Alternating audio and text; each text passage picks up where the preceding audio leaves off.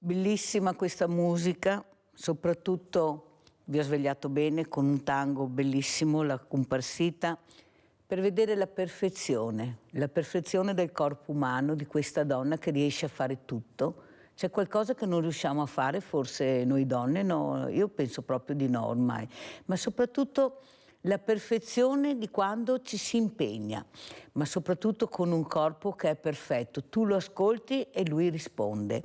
Allora, questa mattina ne parleremo con la professoressa Alessandra Andrisani, direttore unità procreazione medicalmente assistita dell'azienda ospedaliera dell'Università di Padova. Grazie professoressa, l'ho svegliata bene? Ha visto che belle che siamo? Siamo sempre belle, professoressa? Sempre. Saluto anche Giulio Tronca, atleta istruttore, poi vi spiegherà di cosa. Grazie. Ha visto che belle, Tronca, che siamo? Siamo sempre belle. Potete metterci in mano qualsiasi cosa che noi facciamo miracoli. Allora, professoressa Andrisani, cosa ci racconta questa procreazione medicalmente assistita che forse tanti non sanno, non capiscono? Io la ringrazio di essere qui questa mattina per spiegare l'importanza di questa procreazione, ma soprattutto a che punto siamo. Scienza, tecnologia, ricerca, su certe cose vanno a braccetto e fanno passi da giganti in pochissimo tempo. Poi c'è la politica che si ferma ogni tanto, fa delle pause, le famose pause. Allora, professoressa Andrisani, cosa ci racconta? Allora, lei sa che io sono sempre entusiasta di parlare del mio lavoro perché è un lavoro emozionante, è un lavoro che nell'ambito della medicina è un lavoro che porta gioia perché porta le coppie ad avere una famiglia, ad avere dei bambini. La procreazione medicalmente assistita è una branca della medicina che aiuta appunto chi ha difficoltà ad avere bimbi a coronare questo sogno. È una branca relativamente nuova, quindi in cui c'è ancora tanto da scoprire, anche da questo punto di vista è entusiasmante, però devo dire che negli ultimi anni stiamo facendo dei grandi passi avanti e quindi questo ci ha consentito e ci sta consentendo di aiutare sempre più coppie. Basta pensare a tutti i trattamenti di preservazione della fertilità, basta pensare a tutte le nuove conoscenze riguardanti l'utero e la capacità di impianto dell'embrione, alla diagnosi genetica preimpianto, alla PMA con donazione di gameti, quindi è un ambito, diciamo così, sempre più soddisfacente e credo anche sempre più di interesse sociale in un'epoca in cui viviamo un grave fenomeno che è quello della denatalità, che sicuramente in parte è legata a motivazioni sociali ed economiche, ma in parte anche purtroppo ad un aumentare di quello che è, diciamo, l'incidenza della sterilità nella nostra società. Molto chiara, la ringrazio. Sentiamo, prima di passare a Giulio Tronca, il nostro Rino da Rovigo, se no mi cade la linea. Vai Rino. Ciao Rino. Ciao, numero uno stamattina, bravo. Madonna, dopo tanto. Niente, volevo dirti che sono andato a fare la visita e il dottor Alduin mi ha fatto un'operazione eccezionale. Posso iniziare ad andare a lavorare. Oh, finalmente, caro, finalmente. Sì, ieri mi ha dato la notizia, ieri a mezzogiorno la notizia, mi ha guardato l'esito dei raggi, fa Rino, a te pondo a lavorare, ho detto per fortuna dottore, ho detto non che faccio più. Comunque il dottor Alduin, che ha fatto prima, mi ha fatto un'operazione, mi ha fatto dei raggi sul suo schermo, fa Rino e fa come anche che potremmo operare, hai il braccio come prima, ho detto dottore, ho detto che fosse venuto prima, a 2 anni e mezzo che non c'è scherzi, ho detto non mania tanti, ho detto, e finalmente che lui mi ha fatto stare bene, infatti ho detto adesso siamo a Milano, io dico subito perché per me arriva Babbo Natale in anticipo, caro, perché questa operazione qua per me, il dottor Alduin è un medico ortopedico, mi ha operato a Portovedo, che ti ho detto, che ti ho chiamato, e è un medico, diciamo che è un papà, non è un medico, è un papà, Grazie Rino, un abbraccio buon grande, Natale. sai Rino, mi Grazie. fa piacere Rino che mi hai chiamato, caro, che finalmente riesci ad andare al lavoro. Ecco, Giulio Tronca, sente, ecco, delle volte anche l'ascolto, anche la trasmissione, sapere di non essere soli anche in un periodo magari anche difficile, questo ragazzo giovane che non riusciva più ad andare al lavoro, tante operazioni, ma se c'è qualcuno che ascolta si fa assieme il percorso. Quanto importante è l'ascolto, Giulio Tronca? E poi spieghiamo chi è Giulio Tronca, istruttore di cosa? Prego Tronca. Penso che l'ascolto sia una cosa decisiva della vita, sia verso gli strumenti dei social che abbiamo adesso, sia verso le persone.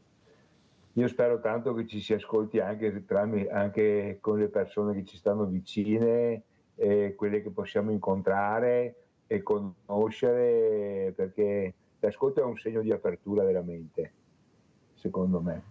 Ed è importantissimo. E spieghiamo anche cosa fa Giulio Tronca, oltre a dire queste belle parole dell'ascolto. Cosa fa Giulio Tronca? Ma io sono un atleta paralimpico con il cavallo e la carrozza. Che è una Vediamo anche le immagini, mettiamo anche alla regia le immagini, così capite bene. Eccolo qua, prego. Guardate che belle. Queste sono immagini della Fiera di Verona, dove abbiamo organizzato un viaggio da Modena a Verona di 4 giorni, in cui a ogni tappa 10 carrozze caricavano dei ragazzi disabili e i loro accompagnatori, delle persone con disabilità. Alcune hanno fatto tutto il viaggio e hanno fatto 4 giorni di viaggio in carrozza attraverso la campagna modenese, mantovana e poi veronese. Siamo arrivati a Verona in fiera cavalli con la scorta degli cadetti dell'Accademia di Modena, come vedete qua dalle immagini che stanno proiettandosi. In questo momento i cavalli stanno entrando nell'arena coperta dove si è concluso il viaggio, e questo è un momento del viaggio. Bellissime anche immagini, Tronca. Senta Tronca, quello che volevo capire anche con lei, vedete la carovana delle carrozze.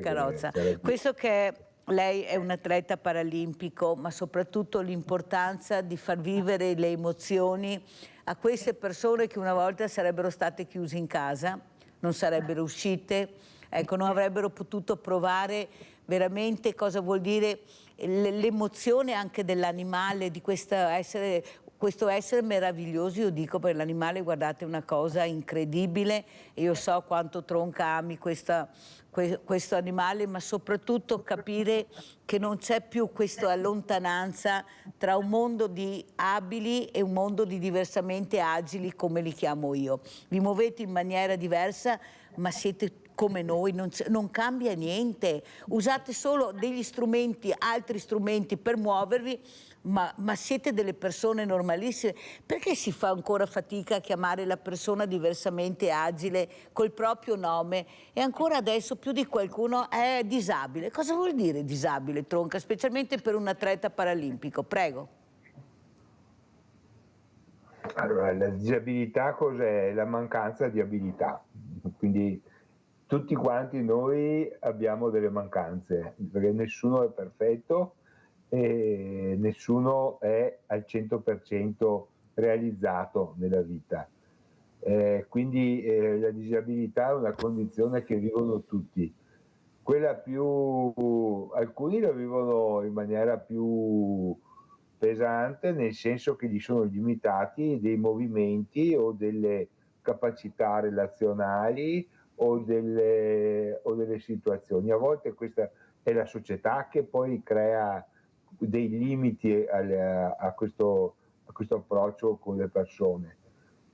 Per cui avere una cultura, purtroppo la cultura dominante è stata quella che si è affermata la normalità come un valore stabilito, ma in realtà la normalità è quella che ha stabilito la società del momento in cui vivi, perché essere normali oggi, posso essere normale anch'io che sono in carrozzina. Essere normale nell'epoca dell'età della pietra voleva dire finire immediatamente sottoterra alla nascita, come facevano gli Spartani o altri, o anche molto più recentemente durante l'epoca nazista con il disastroso sterminio che è stato fatto delle persone con disabilità. Facciamo bene a ricordarlo, veramente, non Tronca ha solo fatto bene. ebrei, comunisti o altre etnie, zingari, rom, che sono stati sterminati, ma c'è stata un'azione molto molto pesante anche con le persone con la disabilità, persone tedesche. Grazie Tronca, devo correre purtroppo perché il tempo è tiranno, perché ho messo di fronte Giulio Tronca alla professoressa Alessandra Andrisani, perché mi sono sentita dire, professoressa, da una coppia giovane che non riusciva a avere figli, siamo dei disabili. Ha usato proprio questo termine, questa coppia, e questo mi ha molto colpito. Mi ha colpito perché anche non essere fertile, qualcuno si sente diversamente abile o disabile, come vogliamo chiamarlo. Ecco, cos'è la disabilità per lei, professoressa? Allora, io condivido quello che stava dicendo Giulio prima, cioè il concetto di disabilità oggi è essere diversi da qualcosa che ci aspettiamo essere la normalità. E io credo che per come veniamo cresciuti nella nostra cultura, ma ancor più nelle culture straniere, pensiamo a tutto il mondo musulmano, la normalità significa il poter avere figli con una grande semplicità. Uno si sposa, ha rapporti col suo partner, riesce ad avere una gravidanza e la cosa finisce qui.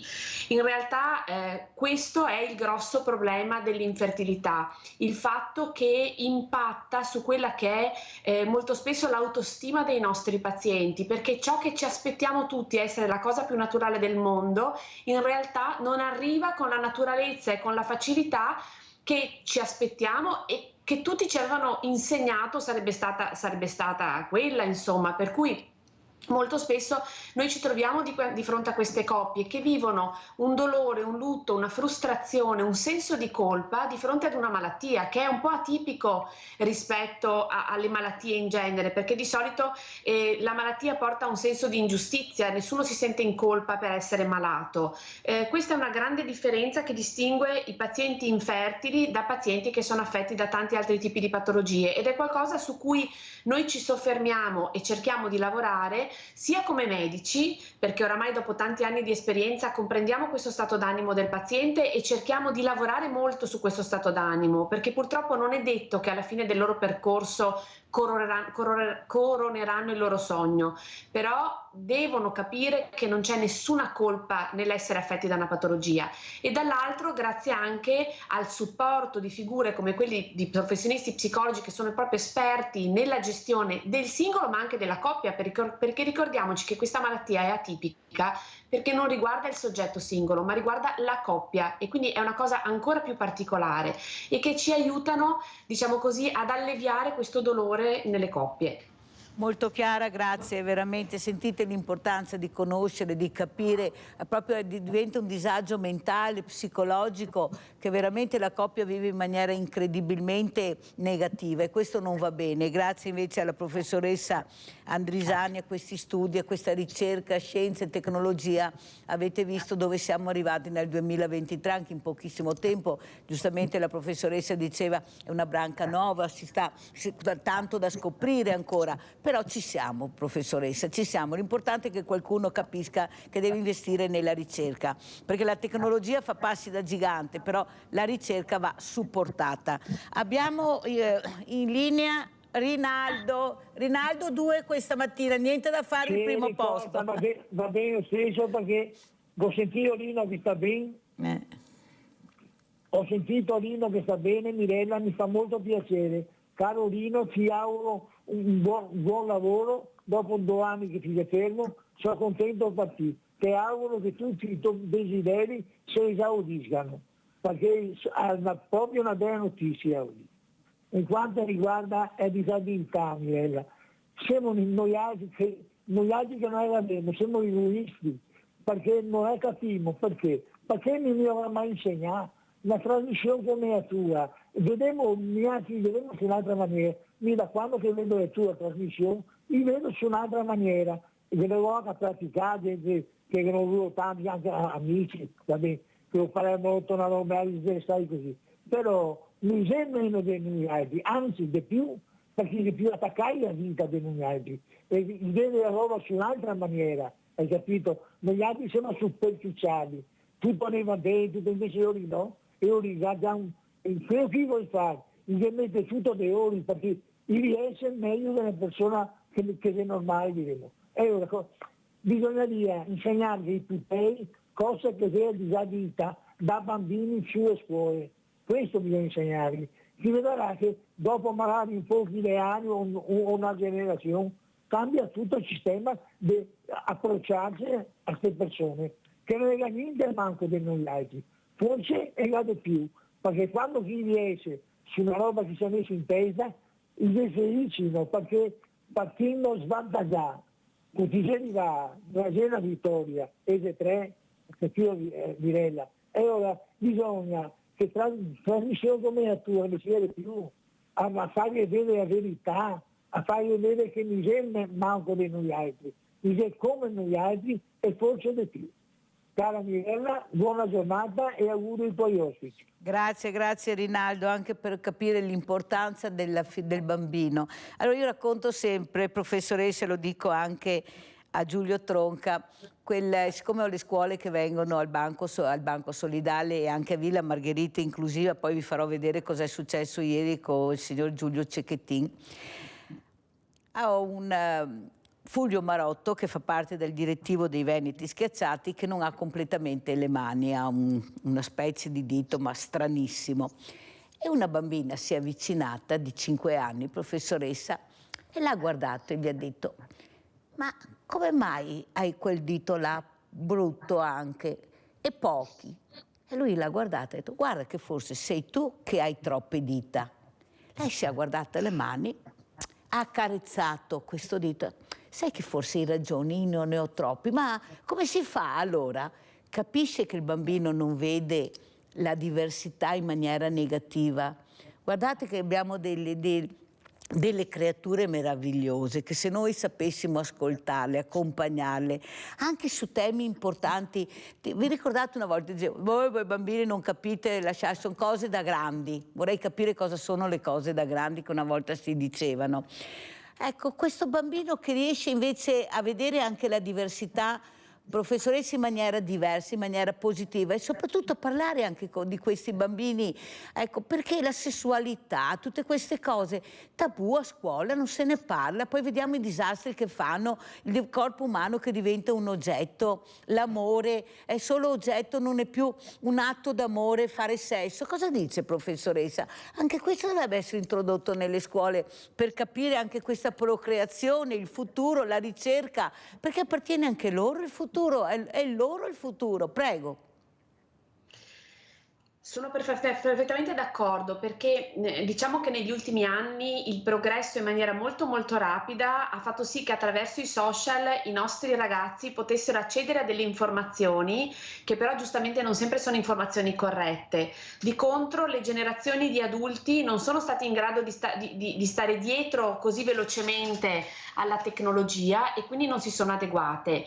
La scuola, così come la società, diciamo, chi coordina, ma ci mettiamo noi stessi in prima linea, siamo persone adulte, quindi probabilmente abbiamo fatto un po' di fatica a capire che cosa stavano vivendo i nostri ragazzi e quindi ad adeguarci. Oggi sicuramente quella della carenza, diciamo, di informazione a livello scolastico, ma io dico anche a livello familiare, perché io ho 2 figlie e l'informazione gliela faccio prima io in casa, perché con la confidenza che c'è, con la confidenza che loro possono avere nel farmi delle domande e io nel dare loro delle risposte, ritengo che quello sia il primo momento, non dobbiamo sempre affidare tutto alla scuola.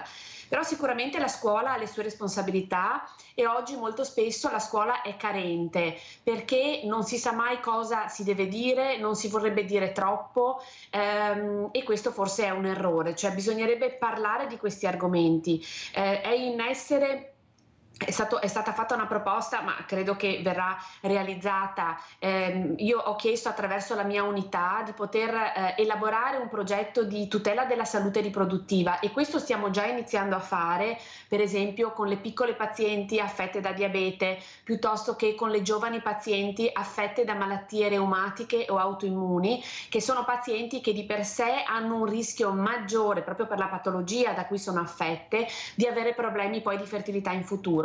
Ma l'idea sarebbe di allargare questo progetto a tutta la popolazione giovanile, proprio per spiegare ai giovani che la salute riproduttiva è un ambito fondamentale della loro vita, e il tutelarla è in primis una loro responsabilità, attraverso dei comportamenti sociali ma anche sessuali chiaramente responsabili, evitando per esempio la trasmissione o il fatto di contrarre infezioni sessualmente trasmesse, piuttosto che attraverso anche diciamo stili di vita adeguati, una corretta alimentazione, evitare per esempio l'obesità come eccessivi cali diciamo di peso, piuttosto che l'evitare il fumo di sigaretta, una buona attività fisica. Sono tutti insegnamenti che noi dovremo dare ai nostri giovani, perché sicuramente miglioreremo non solo la fertilità futura, ma miglioreremo anche la qualità di vita e ridurremo il rischio di insorgenza di tante malattie. Abbiamo Giusy in linea, poi andiamo in pubblicità. Vai Giusy.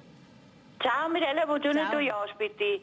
Allora Mirella, la disabilità è la persona che per sua disgrazia è ignorante, macaiotto dico io, che non ti saluta e ti estranea dalla sua amicizia perché loro si sentono perfetti, intelligenti. Quelli bisogna lasciarli per conto loro. Vi saluto. Grazie alla riflessione di Giusy abbiamo sentito, adesso andiamo in pubblicità.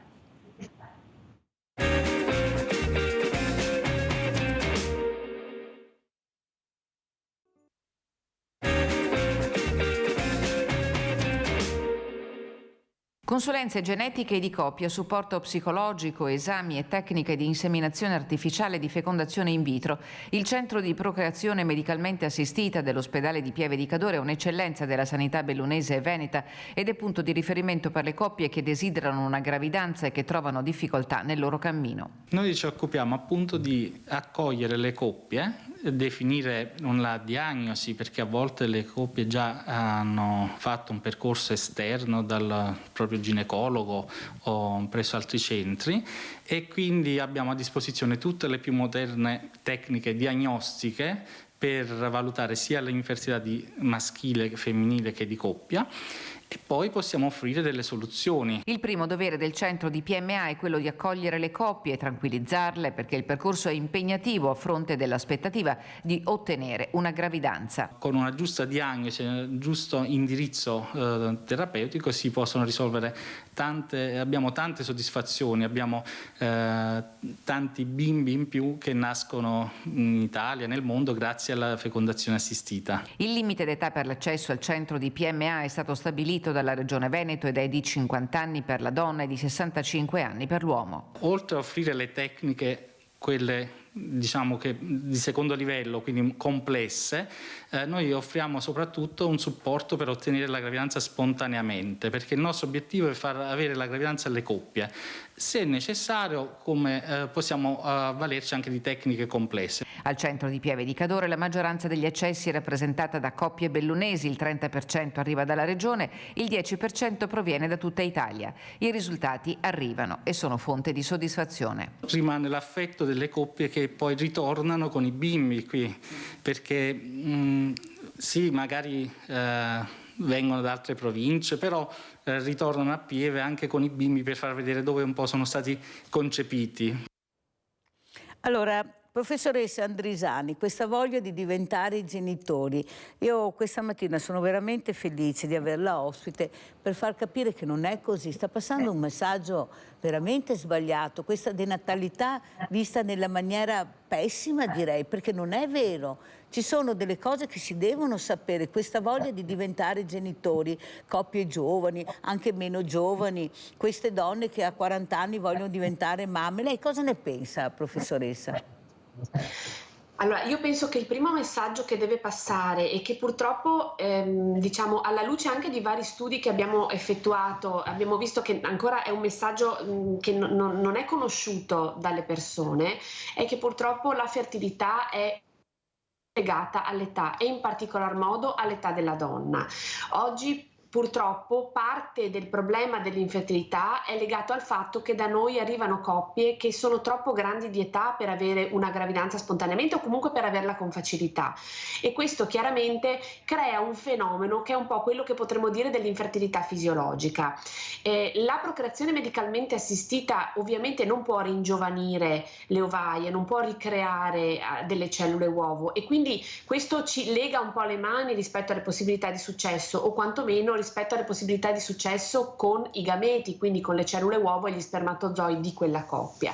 Quindi il primo concetto è quello di comprendere che una donna dopo i 35 anni comincia ad avere un'età importante da un punto di vista riproduttivo. Questo perché oggi una donna di 40 anni socialmente è una donna giovane, e quindi molto spesso si è portati a pensare che l'essere giovani, diciamo fisicamente, esteticamente, socialmente, significhi anche essere giovani biologicamente, e questo purtroppo non è vero. Parte del progetto di tutela della salute riproduttiva che stiamo portando avanti riguarda proprio questo, riguarda l'informare le coppie che laddove ce ne sia ovviamente l'opportunità, perché bisogna che ci siano le condizioni base, no, per poter avere una famiglia e poter avere un bambino, è importante il bambino cercarlo il prima possibile. Molto chiara. Sa perché le ho fatto questa domanda, professoressa Andrisani? Perché ho avuto ospite medici per l'ambiente che si stanno occupando dei FAS, e quello che è emerso è veramente incredibile, ma negativamente. Hanno fatto questo test sui ragazzi dai 18 ai 30 anni e sembra che lo sperma non sia buono. Nessuno ne parla, nessuno dice niente.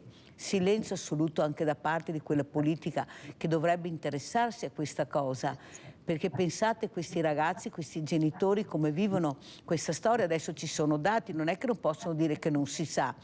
E poi si parla di natalità. Allora, se 1 più 1 fa 2, dove arriveremo se qualcuno non si mette in testa di veramente di investire per l'ambiente, di investire sulla ricerca, di dare una mano a questi professori come lei che stanno cercando veramente di capire come migliorare anche la qualità della vita, di diventare famiglia con figli? Prego, professoressa.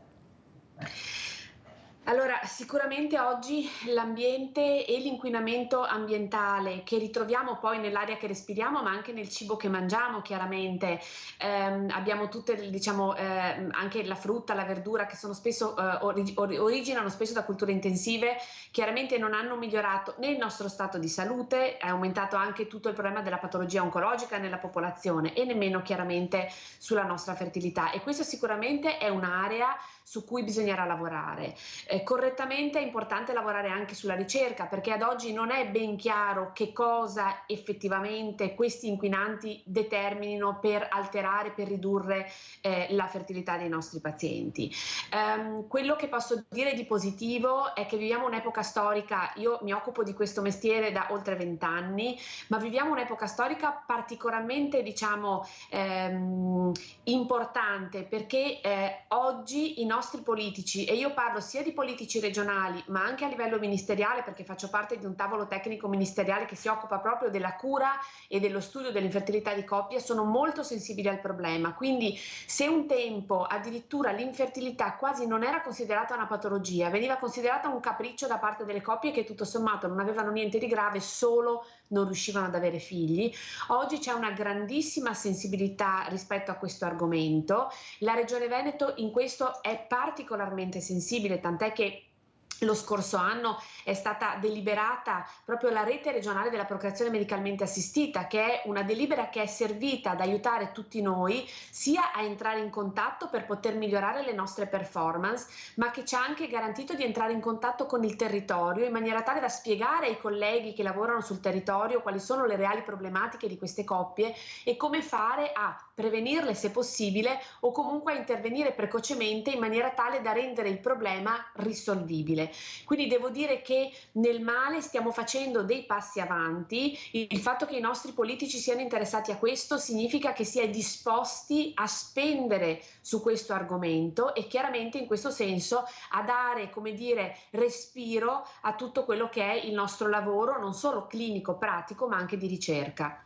Allora, professoressa, lei ha di fronte Giulio Tronca, questo atleta istruttore paralimpico che ha spiegato anche bene le difficoltà anche di uscire dal mattino. Io ho tantissimi ospiti, però c'è questa volontà veramente di cercare di sentirsi normali a tutti gli effetti. Forse le barriere architettoniche andrebbero anche riviste in maniera diversa, ma soprattutto che certe disabilità non vuol dire infertilità, che dobbiamo spiegare, perché quando uno vede una persona in sedia a rotelle già si abbina quello non farà mai figli, invece è completamente sbagliato. Ma c'è poca informazione, professoressa, perché nessuno spiega, nessuno dice la trasparenza anche di questo che lei sta dicendo, grazie anche alle trasmissioni come la mia, non solo, ci fa capire invece molto bene quali sono i problemi reali, che possono avere tranquillamente una famiglia, fare figli, poi c'è disabilità e disabilità, però questo viene spiegato poco, o sbaglio, Tronca?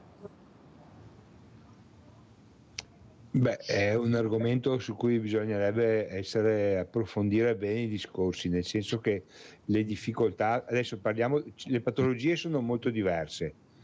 Io sono paraplegico, quindi in un caso di paraplegia o di tetraplegia, quindi una lesione spinale, possono esserci delle difficoltà reali e ci possono essere oggi dei metodi e dei sistemi per arrivare a una procreazione. Una mia amica qui vicino ha avuto una bambina bellissima, però con grandi problemi, ed è stata assistita molto per arrivare a questo, perché poi la paraplegia non è solo la sedia a rotelle, è tutto il sistema urinario, degli scarichi, il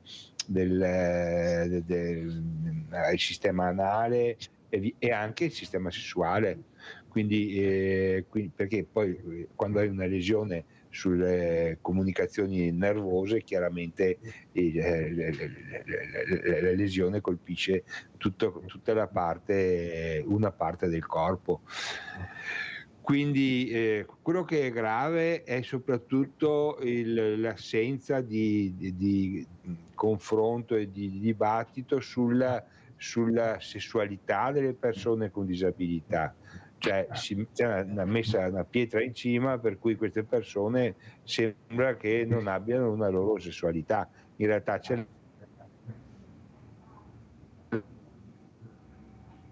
gestita in maniera diversa, con tutte le problematiche che possono derivare dal fatto di essere portatori appunto di un certo tipo di disabilità nel rapporto con l'altro sesso, con le altre persone.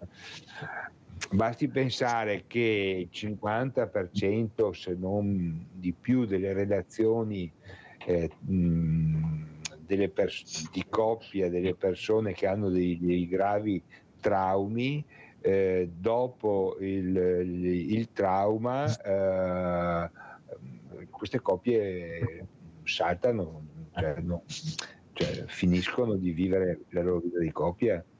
Perché? Perché le persone cambiano, ti trovi davanti con una persona diversa e quindi bisogna avere un processo di costruzione di un nuovo linguaggio, anche un nuovo rapporto, anche un'accettazione reciproca di tipo diverso, che non è scontato per tutti, e comunque non dipende molto spesso da te, ma dipende dal trauma che hai subito, quindi già questo è un elemento da valutare.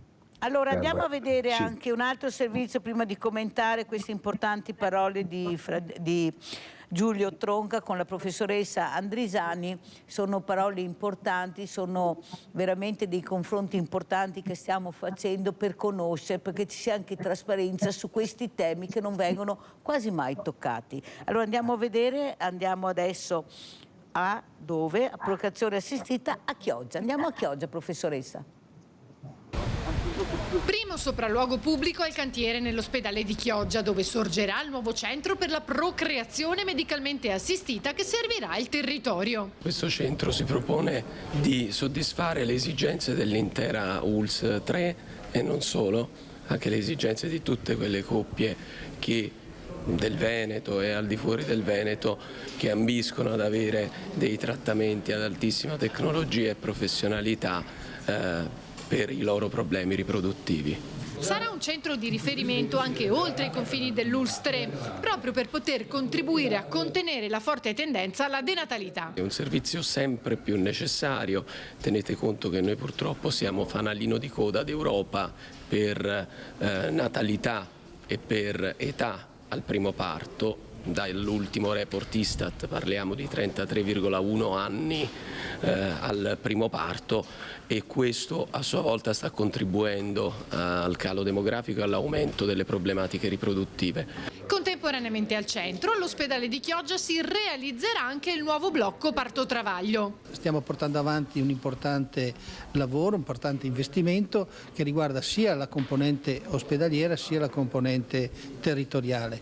Dentro l'ospedale stiamo realizzando il blocco parto-travaglio, che sarà un punto importante per questa struttura, e la PMA, che invece sarà un punto di riferimento per tutta l'azienda. Un sopralluogo è stato effettuato anche alle strutture sismiche che, già messe in opera, fanno dell'ospedale uno dei più sicuri del nord Italia.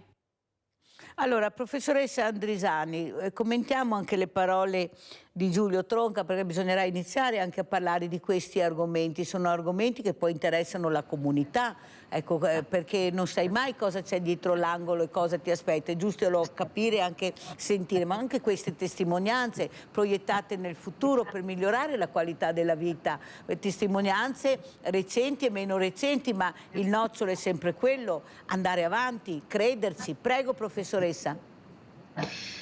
Io credo che Giulio abbia detto delle parole giustissime. Purtroppo alla base, no, della paura, della refrattarietà a fare le cose c'è spesso l'ignoranza. Abbiamo parlato di disabilità, il fatto di tenere il disabile lontano è perché siamo ignoranti su quello che la disabilità può portare o può comportare. Questo ci fa sempre paura, ci mette sempre a disagio. Il fatto oggi di vivere in un'epoca in cui la medicina sta creando, diciamo così, dei rapporti, che cosa vuol dire? Oggi come per esempio come attività della procreazione medicalmente assistita noi stiamo creando dei collegamenti con altri specialisti e questi collegamenti aiutano noi e gli specialisti con cui ci mettiamo in confronto a gestire il paziente a 360 gradi.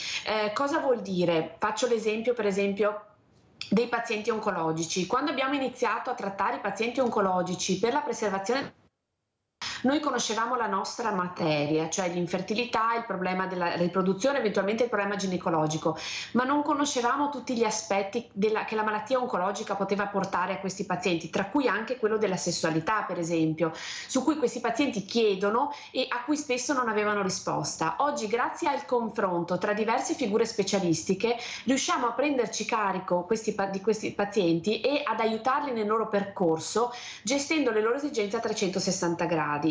Abbiamo avuto per esempio in passato pazienti disabili, come diceva Giulio, con il problema della sedia a rotelle, che quindi avevano un problema di infertilità legato per esempio a deficit di erezione. Erano pazienti che erano stati colpiti dal punto di vista del sistema nervoso e quindi non riuscendo ad avere erezioni non riuscivano ad avere rapporti, ma siamo riusciti a ottenere in questi pazienti, grazie anche alla collaborazione con coloro che li avevano in carico e che ci hanno aiutato a comprendere la patologia di base, siamo riusciti ad avere delle gravidanze e a aiutarli a costruire le famiglie. Oggi sono persone felici che vivono una vita assolutamente normale, compatibilmente chiaramente con le difficoltà legate a quella che è la loro condizione, che sono delle difficoltà oggettive ma che per fortuna oggi si è in grado, diciamo così, di supportare nel migliore dei modi.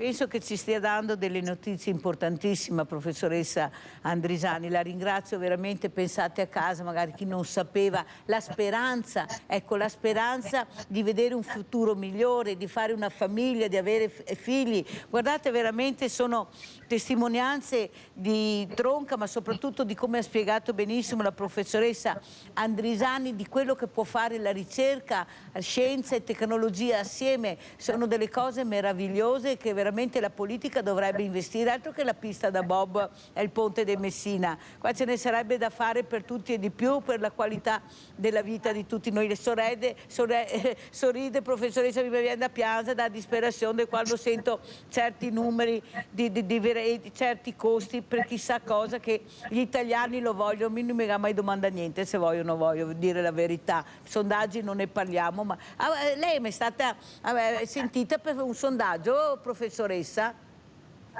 No, per un sondaggio meno no. male, no, perché veramente non capisco dove vadano a farli sti sondaggi, perché tutti quelli che ho chiesto nessuno mai è stato intervistato. Tronca, lei è mai stato intervistato per un sondaggio?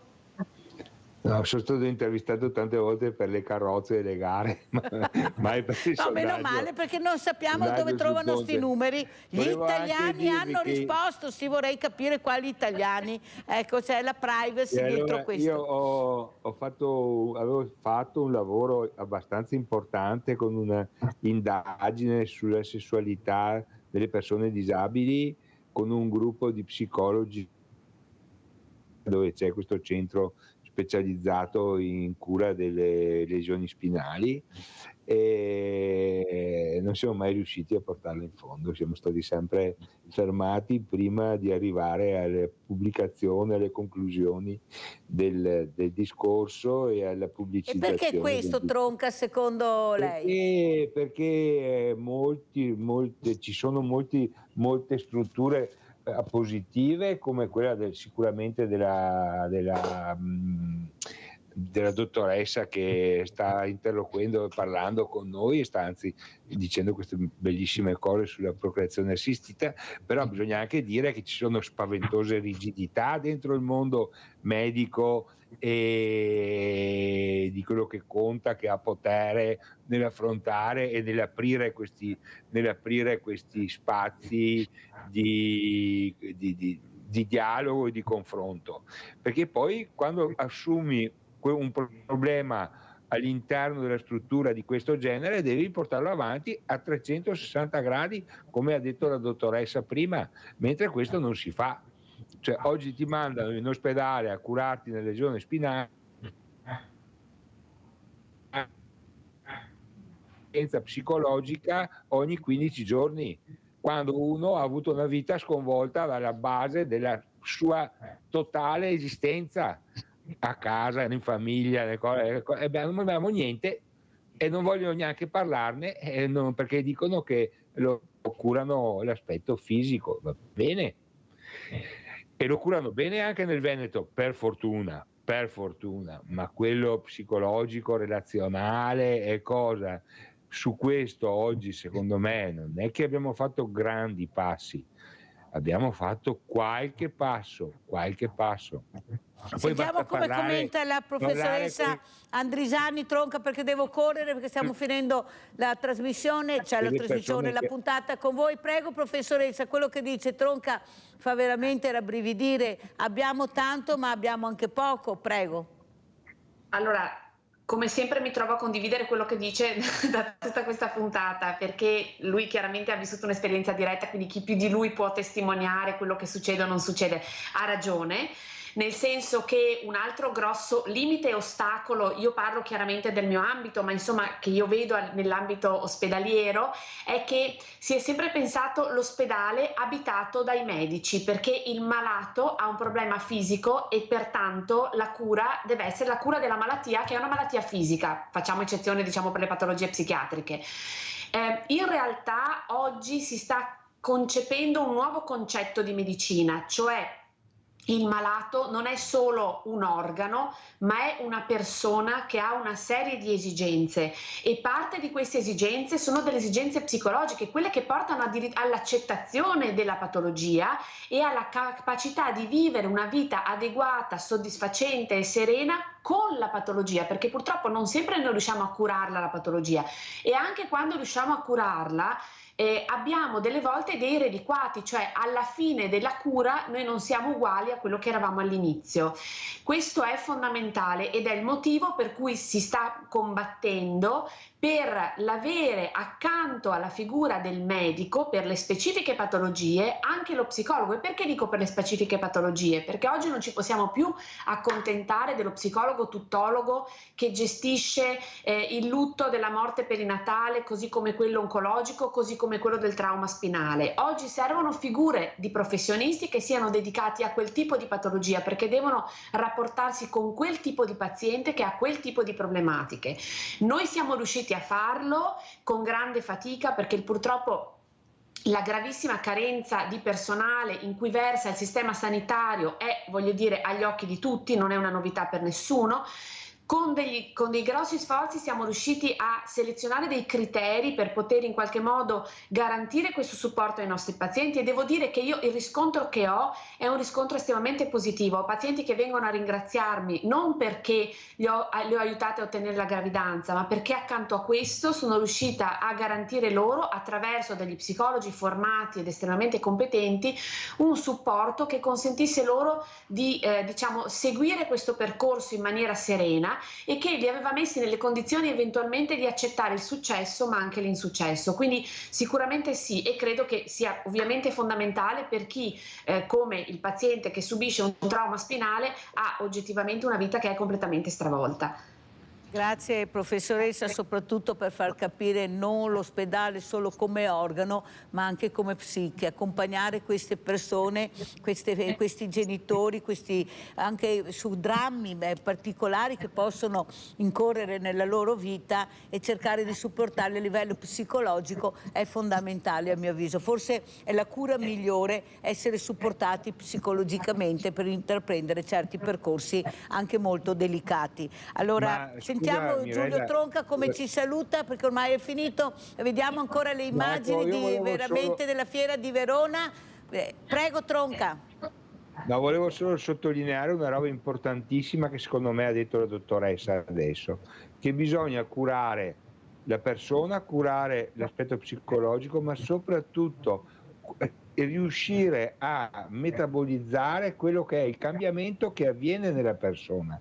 Perché oggi c'è un messaggio sociale, culturale che si diffonde, che tutto è possibile con la volontà.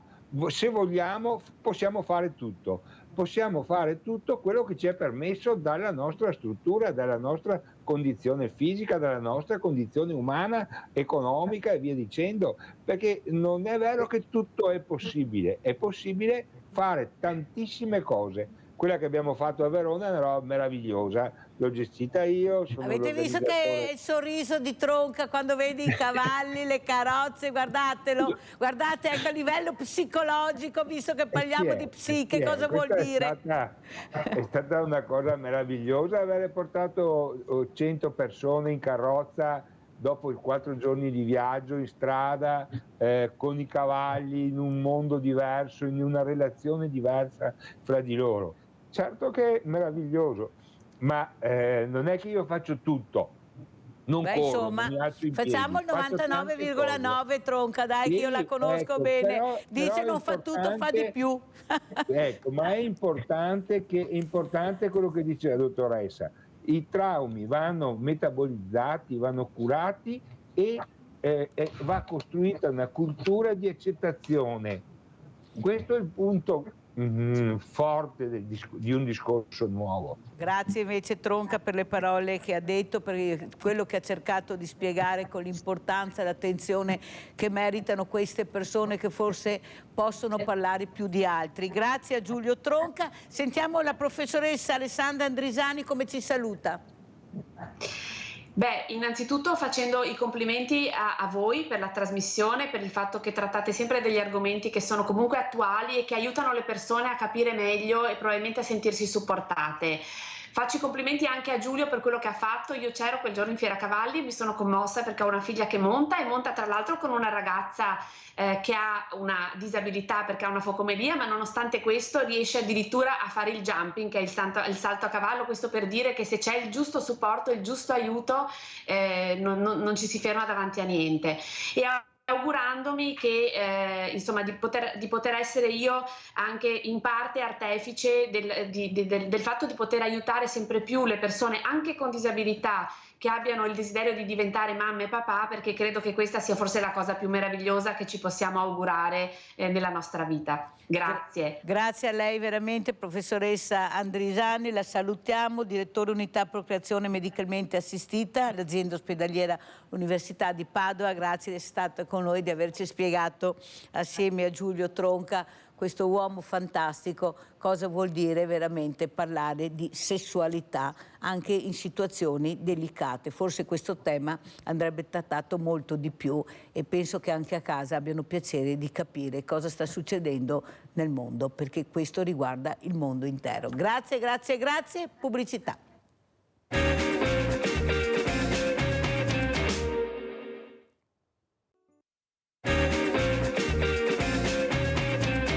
E saluto altri due graditissimi ospiti. Abbiamo collegato da Milano l'avvocato Fabio Ciani, tributarista. Grazie veramente, avvocato, di essere qui con noi. Grazie. Abbiamo anche da Rosà Vicenza un altro gradito ospite, che è il dottor Piergiorgio Miotello, neuropsichiatra infantile. Che piacere rivederla, dottor Miotello. Grazie anche a lei di essere qui.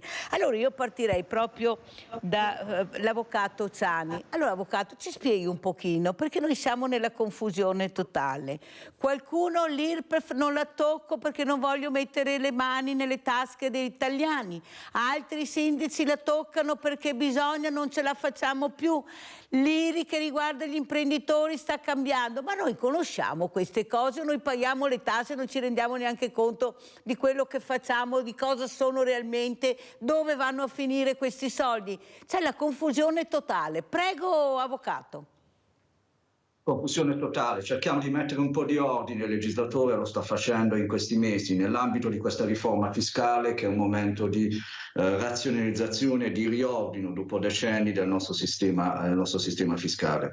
Sull'IRPEF c'è una modulazione, un impegno su una modulazione delle aliquote fiscali in un'ottica di alleggerimento del peso fiscale. In questo senso l'IRI è una soluzione a noi tributaristi non nuova, nel senso che è un istituto verso il quale ci siamo già approcciati, ovvero il legislatore si è approcciato, anche se poi non ha mai attuato e mai eseguito. È stato sempre una proposta, una bozza di proposta normativa mai convertita, mai approdato in un provvedimento normativo. Quindi è restata nelle intenzioni, nelle aspirazioni e mai realizzata, mai eseguita dal legislatore. Invece oggi all'interno della delega per la riforma fiscale troviamo questo momento di razionalizzazione, di armonizzazione fiscale, no? E vedremo perché armonizzazione fiscale sulla tassazione delle imprese attraverso questo istituto dell'IRI. Cosa succede con l'IRI? Fino a ieri, ovvero anche oggi, le imprese individuali e le società di persone, apro un inciso, è un istituto che riguarda le piccole, le PMI, quindi il tessuto portante del nostro sistema produttivo. Fino a ieri, ovvero fino a oggi, anche la tassazione delle imprese è una tassazione che si adagiava sulle aliquote personali delle persone. Quindi il reddito d'impresa di una PMI individuale, una società di persone, non l'SRL, perché le SRL vanno con le aliquote proporzionali, la PMI viene tassata con le aliquote personali del titolare, ovvero dei soci, vedi, le società di persone. Quindi che cosa succedeva? Si veniva a creare una disarmonia, nel senso che il reddito d'impresa, ovvero l'utile d'impresa, viene tassato in maniera disuguale in ragione della forma giuridica attraverso la quale viene svolta l'attività d'impresa, ovvero le società di capitali pagano l'IRES al 23%, invece le persone fisiche e le società personali che esercitano ugualmente impresa pagano sul reddito d'impresa le aliquote personali, verosimilmente più alte rispetto a quelle proporzionali delle società di capitali. Quindi noi attraverso l'IRI il legislatore ha voluto realizzare questa armonizzazione, ovvero dare la possibilità a queste PMI, alle società di persone, alle imprese individuali, alle imprese familiari, di essere tassate similmente alle società di capitali, con un'aliquota proporzionale del 23%. Quindi si realizza, come dire, un'equità orizzontale, un'equità fiscale orizzontale, nella misura in cui tutte le attività di impresa, quale che sia la forma giuridica all'interno della quale queste attività vengono svolte, sono tutte tassate con un'aliquota proporzionale del 23%, che è quella dell'IRES. Quindi non più come succede oggi, con una disarmonia rispetto alle PMI, imprese individuali, imprese familiari, società di persone. Quindi anche queste verranno tassate con questa aliquota proporzionale del 23%, un regime opzionale. Vedremo, è un regime opzionale che ovviamente i cui effetti di armonizzazione cessano, ovvero si esauriscono nel momento in cui gli utili di impresa restano nell'impresa. Cosa voglio dire? La PMI che ha optato, perché è un regime volontario opzionale, quello dell'IRI, per questo sistema di tassazione appunto opzionale, alternativo, con questa aliquota proporzionale del 23%, i benefici di questa aliquota restano all'interno dell'impresa se gli utili sono all'interno dell'impresa. Al momento in cui vengono distribuiti, ovviamente vi è un ripristino della tassazione personale, un recupero come credito d'imposta dell'IRES versata dalla PMI. Poi per i dettagli magari possiamo entrare meglio dopo. Grazie. Molto chiaro e la ringrazio, Avvocato Ciani, ma soprattutto vogliamo capire perché è stato colpito quel mondo produttivo che sono gli artigiani, i piccoli industriali, ecco, con delle tasse assurde. Ha detto lei non è stato mai fatto niente, eppure era il cuore pulsante del paese, l'ha detto anche lei, importantissimo. Ecco, abbiamo lasciato che le multinazionali portassero via tutta la polpa e hanno lasciato le carcasse nel silenzio totale della politica. Erano realtà veramente importantissime del nostro territorio, era la creatività del nostro territorio che questi capitani di industria, anche con la quinta elementare, avevano realizzato dei sogni incredibili, dove quando andavano all'estero mettevano il tappeto rosso e qua erano calpestati. Ancora adesso qualcosa succede. Prego, Avvocato. Innanzitutto apro un inciso sulle multinazionali. Le recenti notizie di cronaca ci fanno segnalare un atteggiamento diverso da parte delle procure, da parte dell'Agenzia delle Entrate, da parte anche delle stesse multinazionali, che si stanno sedendo ai tavoli e stanno concordando, ovviamente definendo i loro imponibili, tutti riclassificati e tutti rettificati in un ordine e uno stato di cose naturali, fisiologiche. Quindi anche, come dire, anche per questi grandi player, ovviamente la fiscalità sarà una fiscalità orizzontale per quanto riguarda l'Italia. L'ultimo caso, quello di Airbnb, che ha patteggiato cifre importanti, forse vicino al miliardo, forse qualcosina in più, per un recupero di questi imponibili, di queste cedolari secche che non sono state applicate dal soggetto, dal player internazionale. Quindi anche su questi soggetti c'è un atteggiamento in qualche modo di curiosità, di attenzione, insomma. Credo che si apre una stagione del controllo, una stagione in qualche modo di un'attenzione che deve essere tenuta alta su questi grandi player. Sui piccoli, sulle PMI e sugli artigiani abbiamo sistemi di compensazione. Fino ad oggi esistono ancora dei sistemi di compensazione, nel senso che è vero che le aliquote erano le aliquote personali, quindi più alte verosimilmente rispetto a quelle delle società, però queste aliquote personali potevano essere mitigate da strumenti di compensazione, vedi i premi sulla patrimonializzazione delle imprese. Quindi queste PMI si patrimonializzavano, il legislatore dava degli sconti fiscali proprio a compensazione della loro fiscalità, quindi personale. Ricordo per esempio l'istituto dell'ACE, che è stato prorogato, rinnovato, portato avanti per lunghi anni, che era un premio alla patrimonializzazione. Prego. Molto chiaro, l'abbiamo sentita bene, Avvocato Ciani. Quello che però rimane ancora, speriamo bene, lei giustamente ha spiegato, ci stanno lavorando, il governo sta lavorando, ma mi scusi, Avvocato Ciani, ma fino adesso la politica si è resa conto del male che ha fatto a questo paese? Perché noi abbiamo veramente perso una montagna di artigiani che non torneranno più. Abbiamo perso una montagna di commercianti, abbiamo perso una montagna di piccoli industriali. Io mi ricordo i suicidi, Avvocato, io me li ricordo bene, i suicidi, le banche che chiudevano le porte anche ai bravi pagatori perché all'improvviso diventavano cattivi pagatori e poi davano milioni a chi volevano loro perché erano nel circuito politico. Capisce che veramente si farà, e io sono convinta che bisogna fare qualcosa, se no andremo a fondo. Ma è un po' tardi, perché questo silenzio? Perché non capire? Eppure abbiamo avuto anche governi tecnici, Avvocato Ciani, non è che fossero proprio gli ultimi della classe, perché non si è voluto vedere quello che era proprio il polmone d'ossigeno del paese, e che sono queste realtà, le PMI che ha detto lei? Prego. Per fare finanziare ci vogliono anche i soldi, per fare interventi di sensibilizzazione e stabilizzazione finanziaria ci vogliono i soldi che ovviamente mancano. E oggi ci sono meno soldi per i default di alcune misure normative che sono state adottate in passato. Vedi anche il 110 che sta creando non pochi problemi anche alle casse dello Stato. Per fare le manovre e per aprire in qualche modo le strade e far affluire un po' di liquidità alle imprese, ossigeno alle imprese, o perlomeno realizzare dei risparmi fiscali sulle imprese, c'è bisogno ovviamente, c'è bisogno di soldi. Ecco, le finanziarie si fanno con i soldi. Alla fine della fiera ci sono stati solamente spostamenti di soldi da una parte, da un capitolo a un'altra, ma alla fine della fiera i soldi sono sempre quelli, perché non possiamo andare in esubero rispetto a quelle pianificazioni.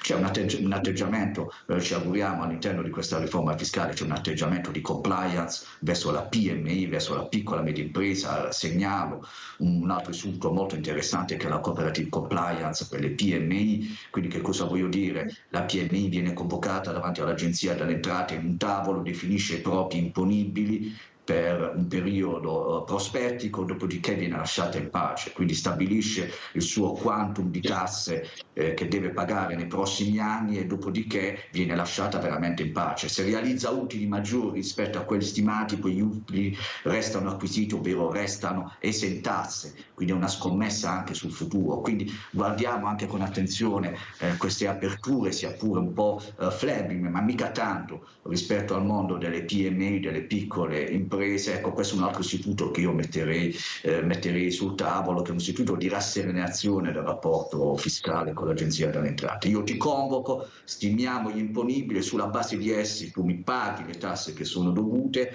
anche se poi negli anni successivi, perché la stima ovviamente è preventiva, realizzerai maggiori introiti sui quali ovviamente io non reclamerò una tassazione ulteriore. Direi che questo è un premio, un incentivo alla produzione, un incentivo a generare ricchezza, novella ricchezza, anche diversa e maggiore rispetto a quella stimata. Ecco, quindi abbiamo delle soluzioni, ci si sveglia un po' tardi, non lo so, però ecco, prendiamoci il buono che c'è all'interno di questa riforma fiscale che riguarda proprio il nostro tessuto imprenditoriale delle PMI.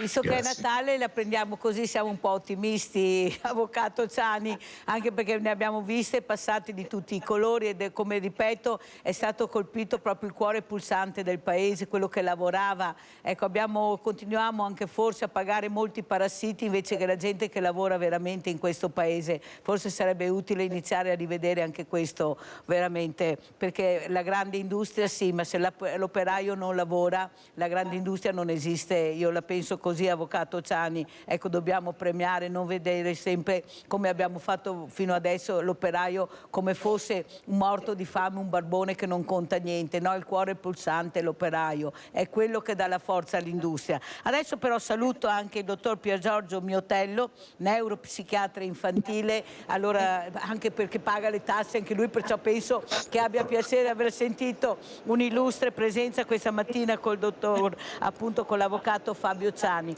Però quello che io volevo capire è che sono dati che preoccupano, dottor Miotello, questa psichiatria infantile che preoccupa. Abbiamo dei bambini molto piccoli che soffrono dei disturbi incredibili. Cosa sta succedendo? Ecco, sono veramente messaggi un po' amplificati, sono reali. Ecco, lei dal suo osservatorio cosa vuole dire?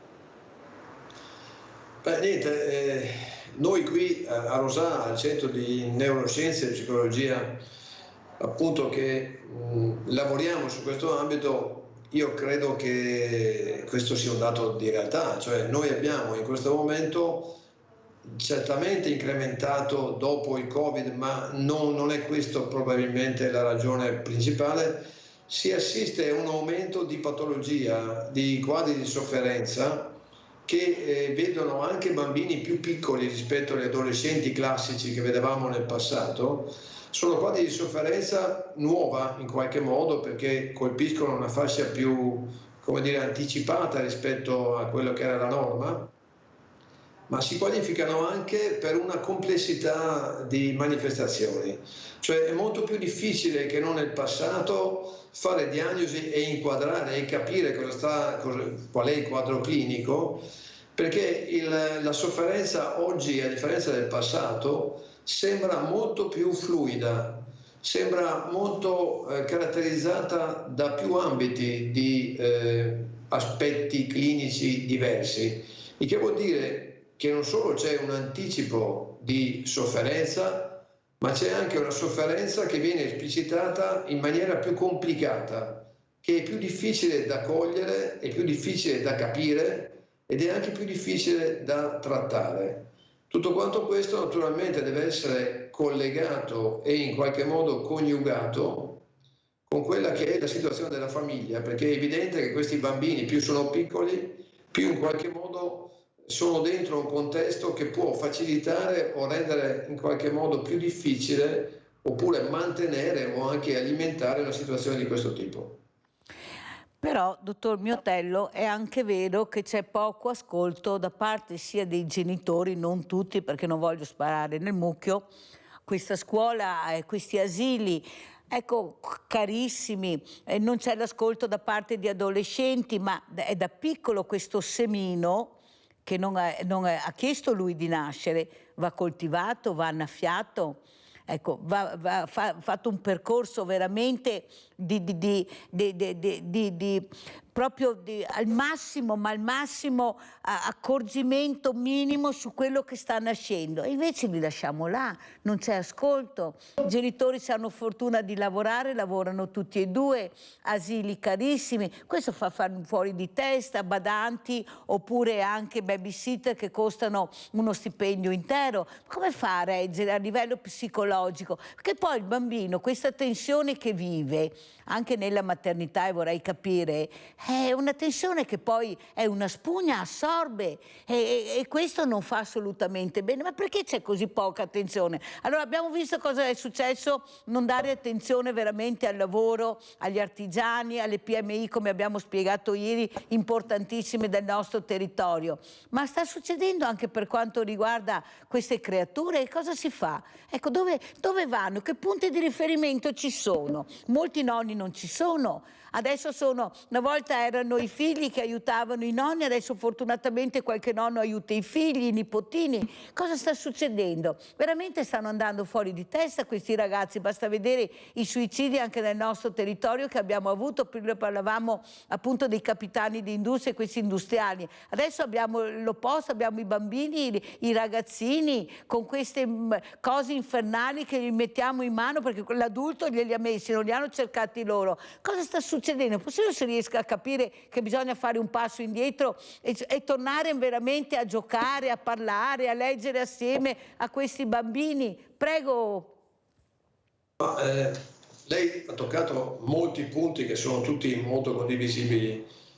Io penso che un tentativo da parte degli specialisti bisogna che sia fatto, cioè bisognerebbe che noi all'interno di questa situazione così, come dire, complessa, individuassimo però dei punti particolari su cui poi impegnarci, nel senso di fare in qualche modo promozione, facilitare un po' il riconoscimento e anche l'ampliamento di questi punti. Allora vediamo se posso dare qualche contributo che faccia un po' che illumini un po' questa situazione un po' complessa. Allora, il primo punto è questo. Il significato di avere dei figli oggi è diverso dal significato che veniva attribuito alla maternità, alla paternità anni fa.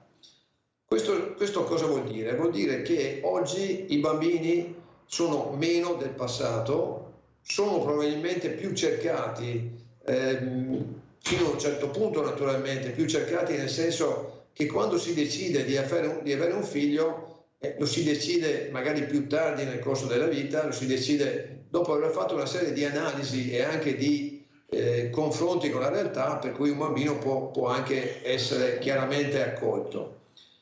Però al di là di questa situazione di realtà, questa ricerca del bambino, che qualche volta è procrastinata, non corrisponde probabilmente a una modalità davvero di ascolto del bambino, nel senso che è molto frequente che delle situazioni in cui i bambini nascono tardi, sono molto ricercati, sono molto investiti, di fatto questo interesse non corrisponda per la verità da parte della famiglia a una presenza effettiva, perché da una parte c'è il lavoro, come lei segnalava, dall'altra parte ci sono gli impegni, ma dall'altra parte c'è sotto, e questo mi pare di poterlo dire, una paura non del tutto consapevole di non essere adeguati, che probabilmente porta a fare delle cose invece che pensarle. Cioè i genitori si danno da fare per i bambini, li portano in tante parti, danno tutto quello che vogliono,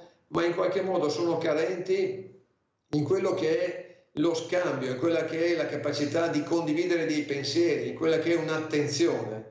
Per cui ci sarebbe un paradosso abbastanza noto per la verità, in cui si punta molto a questi figli che sono pochi, che vengono più tardi, gli si crea una situazione che è più legata a dare molte cose, molte opportunità, molte iniziative, a fare 100.000 cose durante la settimana, ma questo non si traduce, o perlomeno non considera a sufficienza quella che è in qualche modo uno scambio di ascolto, di reciproca consapevolezza che siamo in una famiglia in cui tutti quanti ci muoviamo e il benessere di uno è il benessere dell'altro. Questo ascolto, insomma, dei bambini, questo ascolto anche dei ragazzi che stanno maturando, sarebbe uno degli elementi di criticità rispetto a quello che è il benessere di questi bambini. Tante cose che vengono date, tante opportunità che vengono fornite, ma in qualche modo una scarsa attenzione a come sta il bambino, a come si mostra, quali sono i suoi interessi e soprattutto anche ad avere un'idea di che cosa vogliamo far passare a questi bambini. Ecco, a me pare che questo sia un punto importante, cioè la difficoltà degli adulti di avere un'idea di un futuro per questi figli, ma anche un'idea di quali sono i valori e le testimonianze che devono essere dati a questi bambini. Allora la ringrazio di queste parole. Allora andiamo a vedere questo servizio che ha commosso non solo l'Italia, ma penso per l'Europa tantissimo, questo caso che è scoppiato, ma ce ne sono in tutto il mondo purtroppo di questi casi, di questo genitore che dopo aver perso la moglie l'anno scorso ha visto morire questa adorata figlia in maniera terribile, uccisa da un ragazzo che non si riesce a capire il perché. Anche qua si parla di ascolto che non c'è stato. Andiamo a sentire cosa ha detto Papagino ieri a Villa Margherita Inclusiva in occasione del grande presepe che abbiamo allestito per Giulia. Venite a visitarlo, è aperto tutti i fine settimana e venite a salutare Giulia che credeva nei presepi. Andiamo a sentire. Io mi sono commosso quando sono entrato in questa stanza perché ho visto tantissime foto di Giulia e un papà non riesce a non commuoversi quando la sua bambina è così ben rappresentata. Poi la storia è ancora molto fresca per me e dopo tutto il cancan mediatico che c'è stato sto vivendo finalmente qualche giorno di tranquillità, però non potevo esimermi per venire e accettare l'invito per questa inaugurazione di presepe in favore di Giulia. Abbiamo avuto testimonianza di quanto importanti siano le associazioni, ognuno nel suo ambito di competenza completa o racchiude un gap, un buco che c'è nella nostra società, per cui Complimenti a tutti, veramente, continuate. Sono contento che anche da un'altra tragedia i genitori di Mattia abbiano trovato la forza veramente per poter portare avanti un messaggio anche dalla loro esperienza, ed è quello che cercheremo di fare anche noi. Giulia amava i presepi, mi ricordo che un anno mi ha portato a vederne ben 3. Presepi viventi, presepi di tutti i tipi. Al tempo dicevo: Giulia, ma ormai il presepe è qualcosa di fuori tempo, no? Ricordo, perché li vuoi vedere? Ah, ma perché il presepe, mi diceva, cristallizza un momento di bellezza, di rappresentazione di serenità e di pace. Effettivamente, pensandoci bene, un presepe ha solo cose belle, non vediamo nel presepe cose brutte. Forse continuiamo a rappresentarlo dopo tantissimi anni, dopo 2000 anni, perché forse è un esempio di come vorremmo il mondo, no? Con pace, tranquillità, ognuno che fa il suo lavoro, che fa del bene senza l'ingerenza del male. Ecco, noi nel nostro piccolo cerchiamo di fare questo. Allora, Avvocato Ciani, prima di passare al dottor Miatello, come commenta queste parole di questo papà, di questo artigiano, piccolo imprenditore, soprattutto la bellezza del mondo, vogliamo lavorare, vogliamo serenità. Adesso sentiamo che arrivano tutte queste montagne di soldi del PNRR, ma non siamo in grado di spenderli tutti perché siamo indietro con i progetti. Ma cosa sta succedendo? Ma come siamo indietro con i progetti? Ma se siamo i migliori del mondo, abbiamo ingegneri che vanno nel mondo e fanno delle cose pazzesche, abbiamo la creatività innata. Cosa vuol dire non siamo pronti? Ma tutte queste persone che paghiamo che dovrebbero fare questo, compresi i nostri parlamentari in Europa che dovrebbero aiutare a fare anche questo, perché la Spagna ci riesce, perché noi non ci riusciamo? Ma se siamo i più bravi del mondo. Avvocato Ciani, ci spiega come funzionano questi soldi, ne perderemo, riusciremo? Prego. Come funziona sulla verticale che ci portano all'erogazione di queste somme non è che abbia una cognizione diretta, sono un comune mortale che si occupa di altre questioni, non certo di come arrivano i soldi e se arrivano quelli del PNRR. Un'osservazione da esterno, ecco, di neutralità.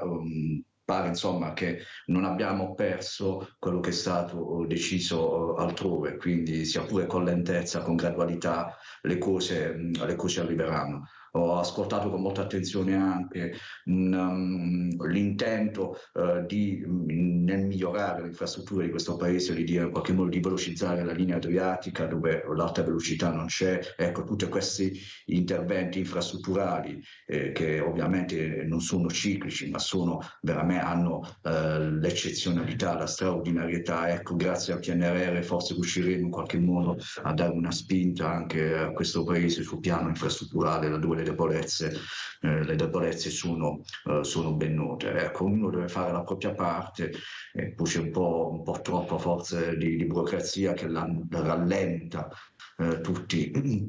rallenta le esecuzioni. I processi decisionali magari sono accelerati, ma le esecuzioni di essi, delle loro esitazioni, a volte differiscono, forse anche per colpa di questa burocrazia, di una verticale fatta di persone, di troppe funzioni, e quindi alla fine ovviamente ci si perde, ecco, nel tempo per arrivare all'obiettivo. Però insomma fiducia la dobbiamo avere in questo governo, perlomeno che ci dà la stabilità. Ci auguriamo di avere la stabilità, quindi 5 anni ci auguriamo in qualche modo che quello che è stato promesso venga realizzato. Ecco, sul lato fiscale un plauso lo posso fare, ecco, da conoscitore, da studioso di queste tematiche fiscali.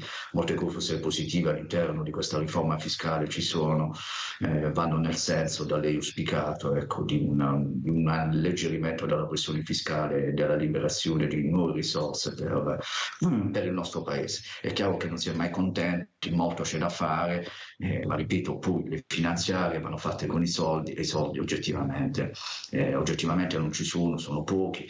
Ripeto e chiudo, abbiamo ereditato il tema del 110 che veramente è stato un default per lo Stato, un default per le PMI, soprattutto quelle sane, in qualche modo che hanno pagato le malefatte dei truffatori, delle manovre simulatorie fraudolente che sono state poste in essere sul 110.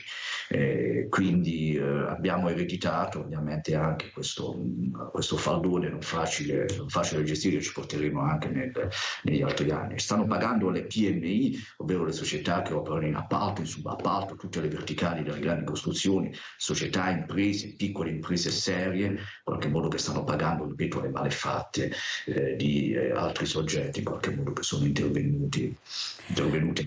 Avvocato Ciani ha detto ognuno deve fare la propria parte. Che parte devono fare le banche in questo momento? Anche quello che devono fare, quello che fisiologicamente e socialmente sono deputati a fare, ovvero rilasciare liquidità, allentare anche il sistema delle garanzie, il sistema dei vincoli, insomma il rischio di impresa è un rischio di tutti, anche delle banche, delle assicurazioni e di tutti i grandi player. Quindi la banca deve fare banca, ovvero, ripeto, insomma, assumersi anche un rischio imprenditoriale.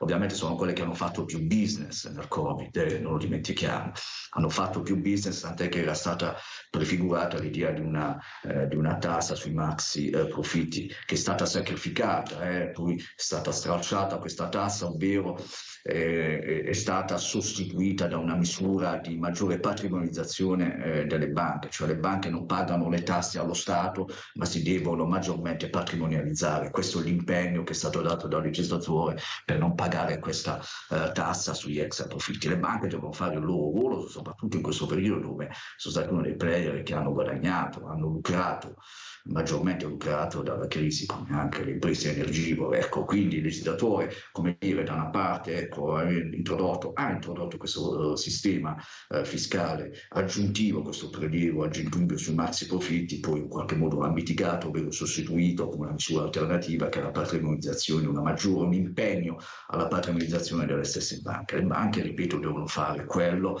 a cui sono deputati a fare, ognuno deve fare quello che fisiologicamente e istituzionalmente ripeto, è deputato a fare, insomma, ecco. Avvocato Ciani, un'altra cosa importante sono stipendi e pensioni.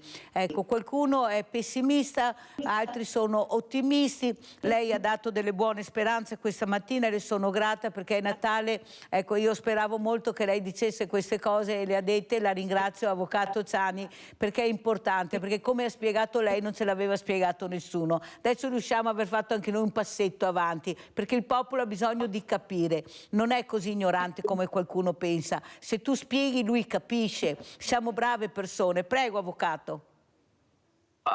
È evidente, il costo della vita è un costo esorbitante. Io vivo in una città, ovviamente, che è diventata in qualche modo il cui costo quotidiano, la sua quotidianità è spaventosa per i dipendenti. Infatti a Milano sono pochi i milanesi che vivono a Milano, insomma, sia la mattina presto che il pomeriggio sul tardi, cioè la città in qualche modo subisce questo flusso migratorio verso la periferia, perché solo lì ovviamente purtroppo gli stipendiati, chi è dipendente, insomma, può sopportare gli oneri di una metropoli. Quindi uno sforzo, un impegno da parte del governo in questo senso va fatto.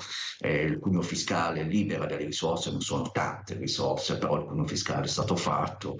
Non parliamo, ripeto, di grandi cifre. Poi ci sono altre misure compensative, dei bonus, una tantum, questi interventi di corredo. È chiaro in qualche modo che l'inflazione che sta scendendo sta ritornando in qualche modo ai periodi pre-Covid, ecco, un po' si sta normalizzando, però è evidente il costo della vita è quello che insomma, non è indifferente e non è ovviamente gestibile, presidiabile attraverso stipendi che sono meno che normali. Ecco, però, ripeto, il pugno fiscale è una risposta che è stata data al governo per liberare un po' di risorse, ecco, una fiscalità più di vantaggio per le fasce medio-basse, classe, quelli più deboli evidentemente, è a cuore del governo, qualcosa viene fatto all'interno di questa riforma fiscale. Insomma, ci sono delle pillole di grande pubblicità che ci vengono lanciate dal legislatore, quindi sulla base di esse, insomma, ritrovare un po' il sorriso e guardare con fiducia e ottimismo quello che deve venire. Grazie Avvocato Ciani, finalmente è arrivata qualche pillola, prima non avevamo neppure la boccetta vuota delle pillole, adesso abbiamo la boccetta con qualche pillola, bellissimo è questo. Grazie, sentiamo Nadia da Treviso, vai Nadia. Pronto? Allora, una cosa che volevo chiedere al dottor Miotello.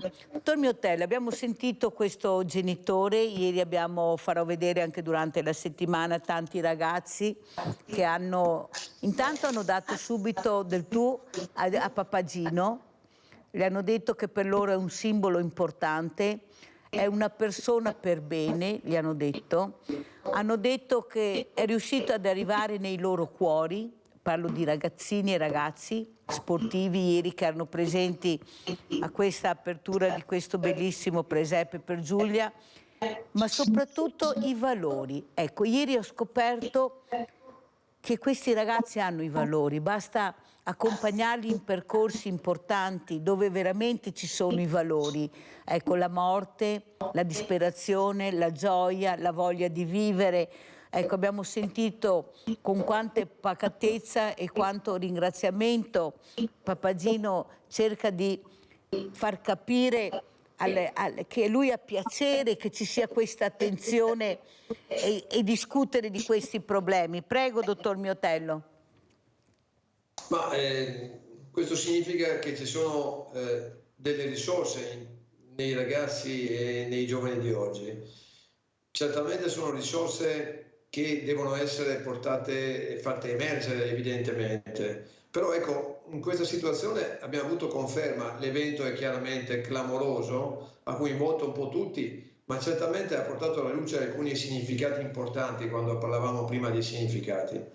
È chiaro che c'è necessità di dare un senso alle cose, di dare un valore alle cose. Questo è un tema importantissimo che pone in qualche modo due mondi che devono confrontarsi. Da una parte questi ragazzi che cercano disperatamente, più o meno legate all'età naturalmente, di dare un senso a quello che sta succedendo, alla loro immagine anche e quello che loro fanno, e questo è un loro mondo che sta chiaramente facendo i conti con tutta la complessità, ma che comunque li può mettere in difficoltà e che comunque loro continueranno a percorrere, perché la ricerca di un senso è fondamentale, specialmente nell'età adolescenziale, ma questo mondo dei ragazzi, dei giovani deve confrontarsi col mondo degli adulti e il mondo degli adulti probabilmente è o non è in grado di cogliere queste opportunità. In ogni caso è importante che di fronte a un mondo dei giovani che è un po' periglioso ma che è risvegliabile, ci possa essere un mondo degli adulti che comunque si dà da fare e si qualifica. Quello che trovo difficile e sbagliato è che probabilmente gli adulti, rispetto a quella che è la complessità dei giovani e del loro percorso, non sono in grado o non vogliono in qualche modo definirsi, cioè lasciano le cose abbastanza in movimento, preferiscono in qualche modo assumere posizioni generaliste, non hanno in qualche modo di interesse, la consapevolezza o non sono in grado, non lo so, di mostrarsi con un loro progetto di vita, con qualcosa che possa andare al di là della giornata, della routine, qualcosa insomma che li qualifichi. Dottor Miotello, la interrompo un secondo, se no mi cade la linea perché abbiamo Giorgio da Padova, poi continuiamo. Giorgio? Ecco, volevo dire una cosa, vedo che il signore sta ancora parlando. Prego, prego. Allora, io ho un figlio laureato e anche ieri abbiamo fatto una grossa discussione, perché lui mi dice, babbo, voi avete una generazione che ci ha lasciato un debito pubblico spaventoso. Io vorrei sapere, giustamente mi fa, Ma chi l'ha fatto sto debito? Sti soldi dove sono andati a finire? Tu mi hai detto che una volta dalla sera alla mattina nessuno sapeva niente ed è venuto fuori il debito pubblico e ci siamo trovati in braghe di tela. Adesso ogni cosa che va fatta dobbiamo confrontarci con questo debito. Sti ragazzi non sono stupidi. E giustamente lui dice, ma mi viene a fare 10.000 discorsi quando voi ci avete dato un macigno che ci porteremo dietro non si sa per quanto. Porco Giuda, io in effetti ho sempre fatto idea di voler sto cavolo di federalismo che non riusciremo mai a avere, perché uno Stato centrale di ladri, perché a questo punto in quegli anni là hanno fatto di cotte e di crude e noi non sapevamo niente. Io vorrei sapere, giustamente, io ho chiamato voi perché siete regionali, perché altri giornalisti su qualche intervento che ho fatto ho chiesto, ma scusa, si può sapere un po' di trasparenza su questo debito pubblico? Che cazzo di soldi, dove sono andati a finire? Chi l'ha fatto? Grazie Giorgio, molto chiaro, adesso ti risponderemo perché sennò non ce la faccio, perché siamo quasi in chiusura. Allora termina il dottor Miotello, poi passiamo anche a sentire come risponde l'avvocato Fabio Ciani. Prego dottor Miotello, stavamo concludendo, prego.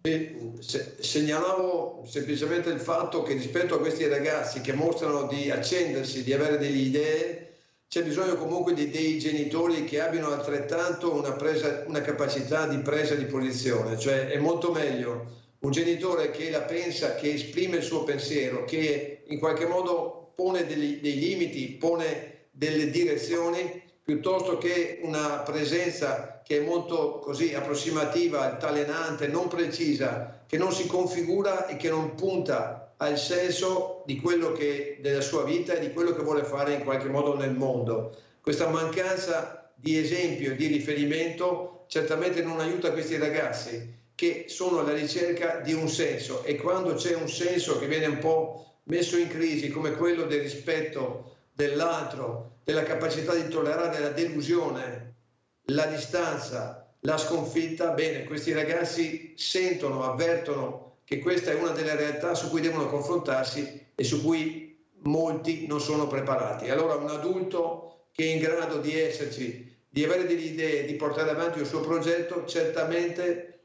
può dare una mano in questa ricerca di senso. Abbiamo anche Antonio, poi andiamo subito dall'avvocato Ciani. Vai Antonio. Bene, buongiorno Mirella e buongiorno anche agli ospiti. Guarda, non volevo neanche chiamare, poi ho sentito perché uno si lamenta dove finiscono i nostri soldi. Se uno guarda nell'ufficio delle entrate, se guarda le incarichi che hanno i nostri, diciamo, manager, tipo presidenti dell'INPS, quelli anche sindacalisti, voi guardate che stipendi prendono. Ci sono dei stipendi d'oro, ma il capo dello Stato, chiamiamolo, che costa 10 volte Bardi Campalas, cioè è una come si può dire, non lo so come siamo governati o siamo, come si dice, noi siamo cittadini, noi siamo sudditi, noi abbiamo il nostro apparato burocratico che ci costa una barca di soldi e nonostante tutto non valgono niente, perché te vedi, l'Italia addirittura eravamo la quarta potenza, adesso siamo dietro la Grecia. E come si spiega questo? Purtroppo abbiamo una classe dirigente ingorda. Grazie Antonio, devo correre se no non ce la faccio. Buongiorno. E vorrei che appunto l'avvocato Ciani, l'avvocato Fabio Ciani, tributarista, rispondesse anche a Giorgio. Il figlio mi chiede ma chi ha fatto questo debito? Prego avvocato Ciani e poi rispondiamo anche a Antonio, prego. Il debito di ogni Stato, non solo dell'Italia. Ovviamente i numeri dell'Italia, le grandezze sono spropositate in ragione di una verticale. Io sono evidentemente per fenomeni di disintermediazione. Quando le verticali, ovvero le funzioni, il loro numero si amplifica, voi comprenderete bene evidentemente che i centri di interesse diventano una moltitudine. Ovviamente non si arriva mai al risultato in qualche modo, quindi allo scopo. Quindi le verticali in tutti i percorsi decisionali vanno ovviamente ridotte, semplificate, se non diversamente si alimentano momenti di interesse e di interessi confliggenti ovviamente con quello generale dello Stato. Sull'altro quesito interrogativo, sui maxi stipendi all'interno della pubblica amministrazione, agenzia, INPS, c'è il tetto a questi maxi stipendi, quindi è stato posto già da qualche anno questo tetto, quindi anche il direttore generale dell'Agenzia delle Entrate ovviamente subisce, come anche il presidente dell'INPS, verosimilmente qualsiasi istituzione di origine pubblica statale subisce questa limitazione sugli stipendi, quindi non ci sono più macro stipendi e nemmeno credo ci siano dei benefit sui risultati, sulla pubblicità che io sappia, insomma. Quindi diciamo che quella preoccupazione, insomma, sulla dispersione di denaro pubblico in maxi stipendi, ecco, diciamo che questa cosa è un po' rientrata con questa norma di qualche anno fa che ha posto un tetto agli stipendi delle società pubbliche, delle partecipate e quant'altro, insomma, di affine. Ecco. Avvocato Ciani, io ho avuto un ospite, un manager, proprio l'altra mattina, che ha detto: in Australia i ricchi non pagano le tasse. E va benissimo, nessuno si toglie i capelli per questo. Ecco, forse dovremmo farlo anche in Italia e non solo. Lei cosa dice? Come commenta? Beh, questo non proprio, c'è un criterio, ognuno deve partecipare, insomma, all'interesse pubblico, quello generale, in ragione della propria capacità contributiva. È vero che non si pagano le pensioni, che ai ricchi non vanno le pensioni in Australia, avvocato? Ha detto, e in Australia i ricchi non hanno la pensione. Non lo so, insomma, non conosco quel sistema fiscale, già faccio fatica a stare dietro a quello nostro, insomma. Che è già un bel problema. Allora, che futuro ci aspetta secondo lei, visto che siamo un po' più ottimisti questa mattina con queste pillole che lei ha detto che troveremo sicuramente? Prego, e come ci saluta, avvocato Ciani? Una stabilizzazione di governo, come l'augurio di tutti, ecco, un orizzonte di 4 anni di questo governo, con i propositi, ma già anche con le prime cose vere, i primi parti, e non aborti, i primi parti interessanti di norme che vanno nel senso di anzi spiegato a favore delle PMI, del sistema produttivo, del vero sistema produttivo del nostro paese. Io credo che lo scenario sia uno scenario ben augurante, quindi dobbiamo avere fiducia e soprattutto alla stabilità di governo, ecco, la stabilità di governo per cui nessuno adesso può avere degli alibi, insomma, hanno avuto il voto, il consenso dalla base, dal popolo, quindi devono governare, stanno governando, quindi dopo questo quinquennio di prima legislatura faremo un bilancio. Però i propositi sono buoni e li abbiamo già commentati come esperti fiscalisti e vanno nel senso da noi auspicato. È chiaro che le divisioni ci sono sempre, però insomma ci sono alcune cose veramente interessanti per il nostro sistema le PMI. Ecco. Grazie, veramente grazie all'avvocato Fabio Ciani, avvocato tributarista, di essere stato con noi, di averci anche spiegato, e fortunatamente qualche pillola sta arrivando, veramente grazie. Buon Natale, avvocato Ciani, e sempre grazie. Allora adesso invece porto il dottor Miotello velocissimamente, andiamo a Trieste, neuropsichiatria infantile e precisamente andiamo a Monfalcone. Andiamo a sentire.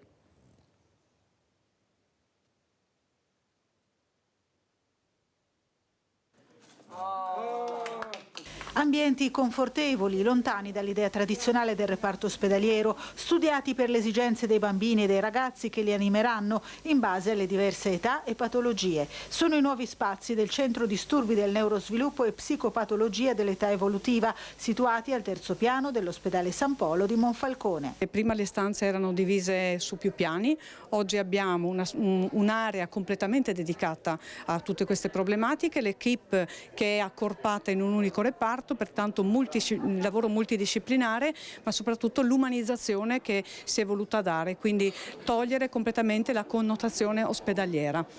Un progetto nato nel 2017 da un'idea dell'associazione Dinamici, che ha visto la collaborazione di tanti soggetti, a cominciare dalla Regione, che ha stanziato un fondo di oltre 1.400.000 euro, e poi naturalmente Asugi e ancora la BCC di Staranzano e Villesse, i sindaci del Mandamento, i cittadini che hanno dato il loro contributo con le donazioni. Ecco, questo grande gioco di squadra fatto con tutti ha portato oggi a rendere un servizio eccezionale. Questi ambienti sono gli ambienti adatti ai bambini che, a seconda del tipo di caratteristica che hanno, potranno essere seguiti dagli operatori, che sono gli altri bravissimi che ne beneficeranno.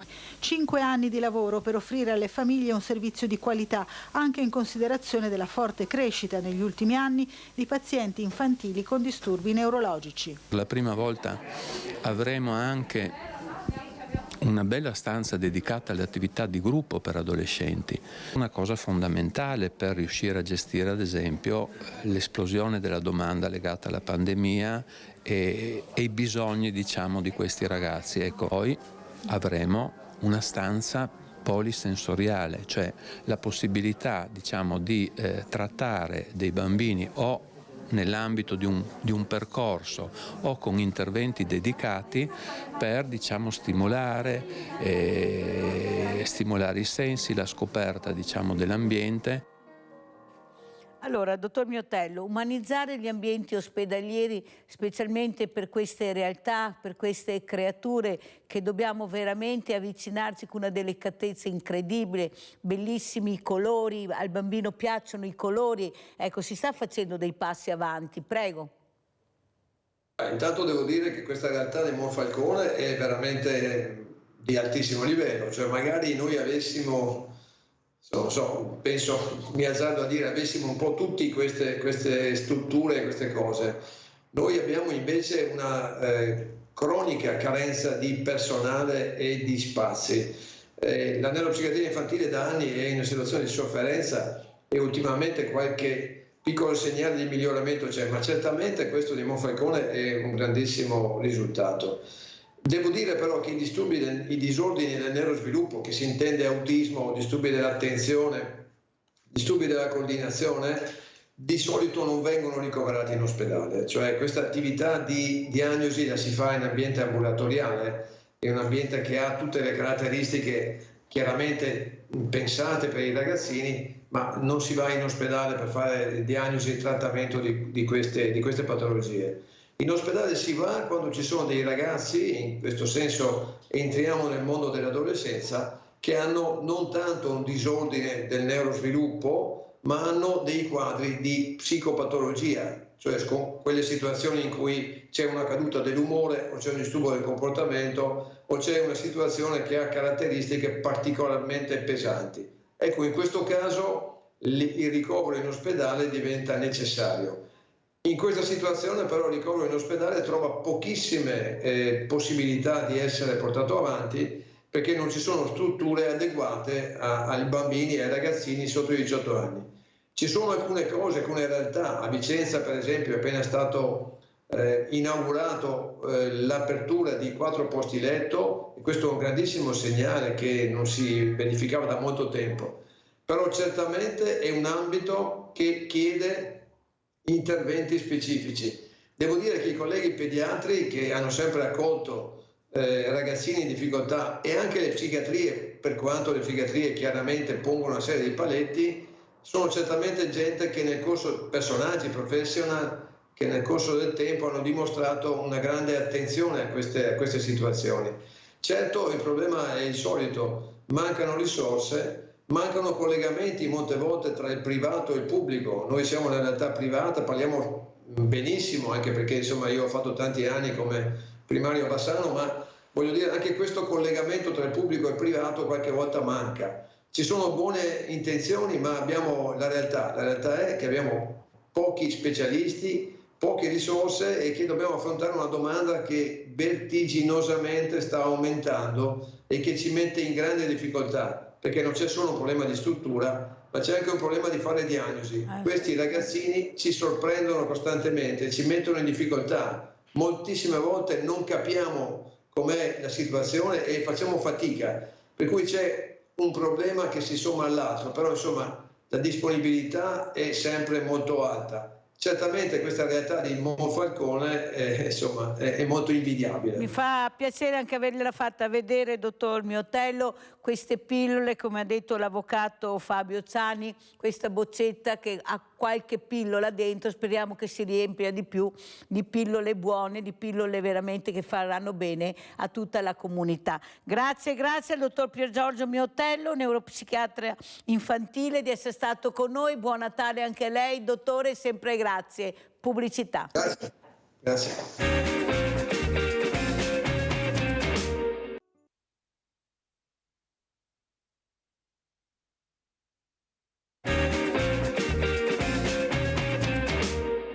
Abbiamo approvato il bilancio di previsione 2024, ancora una volta mantenendo bassa la tassazione per i nostri cittadini e soprattutto ancora una volta senza applicare l'addizionale IRPEF comunale. Un bilancio sano, un bilancio solido, con un fondo cassa di 2,5 milioni e soprattutto con investimenti in mobilità sostenibile, in manutenzione, ma soprattutto in progetti e servizi fondamentali per la nostra cittadinanza. Ed è con noi Eric Pasqualon, sindaco di Carmignano di Brenta, Padova. Buongiorno sindaco, che piacere vederla, giovane, rampante, con le idee chiare, un bilancio positivo, complimenti, cos'è successo?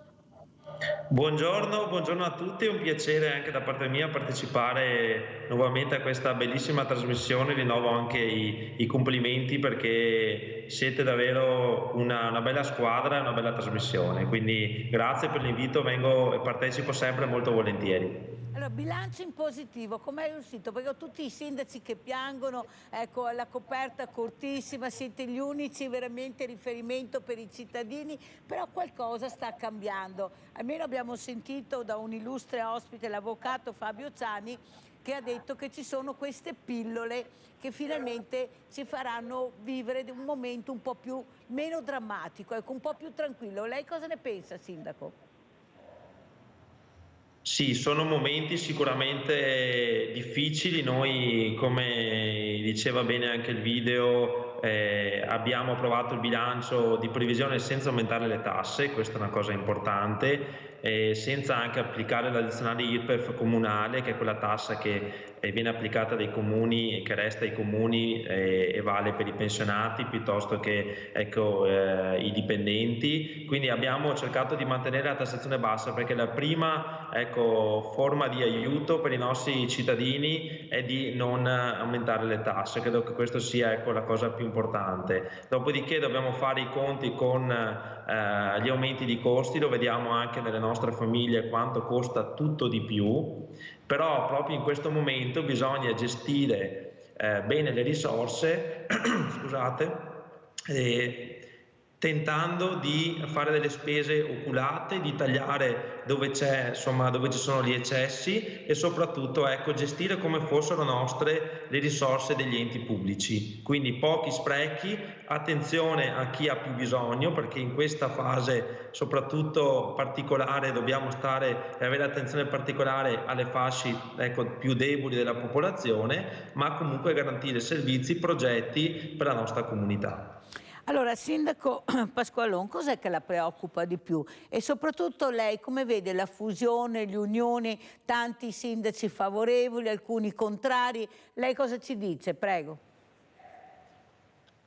Sicuramente preoccupante sono gli aumenti di costi che riguardano un po' tutte le famiglie e non sono momenti semplici per tutti. Chiaramente quello che preoccupa è far capire alle persone che siamo in una fase di difficoltà e quindi non dobbiamo dare tutto per scontato. Anche tutti quelli che erano i servizi erogati in precedenza o comunque tutta una serie di cose che venivano erogate in precedenza non devono essere considerate scontate, perché qualsiasi tipo di mantenimento di servizio è già una vittoria in questo momento. Quindi le sfide saranno impegnative, anche il governo sta approvando la manovra finanziaria con dei tagli ai comuni, ma chiaramente anche il governo fa quello che può con le risorse a disposizione. E quindi di fronte a noi abbiamo e avremo sicuramente dei periodi difficili, però la speranza è sempre quella che non deve mai mancare, soprattutto anche nel periodo natalizio, e grazie anche all'impegno di tutti sicuramente si possono fare delle cose insomma interessanti e soprattutto utili per la comunità. Unione, fusione dei comuni, la sua idea?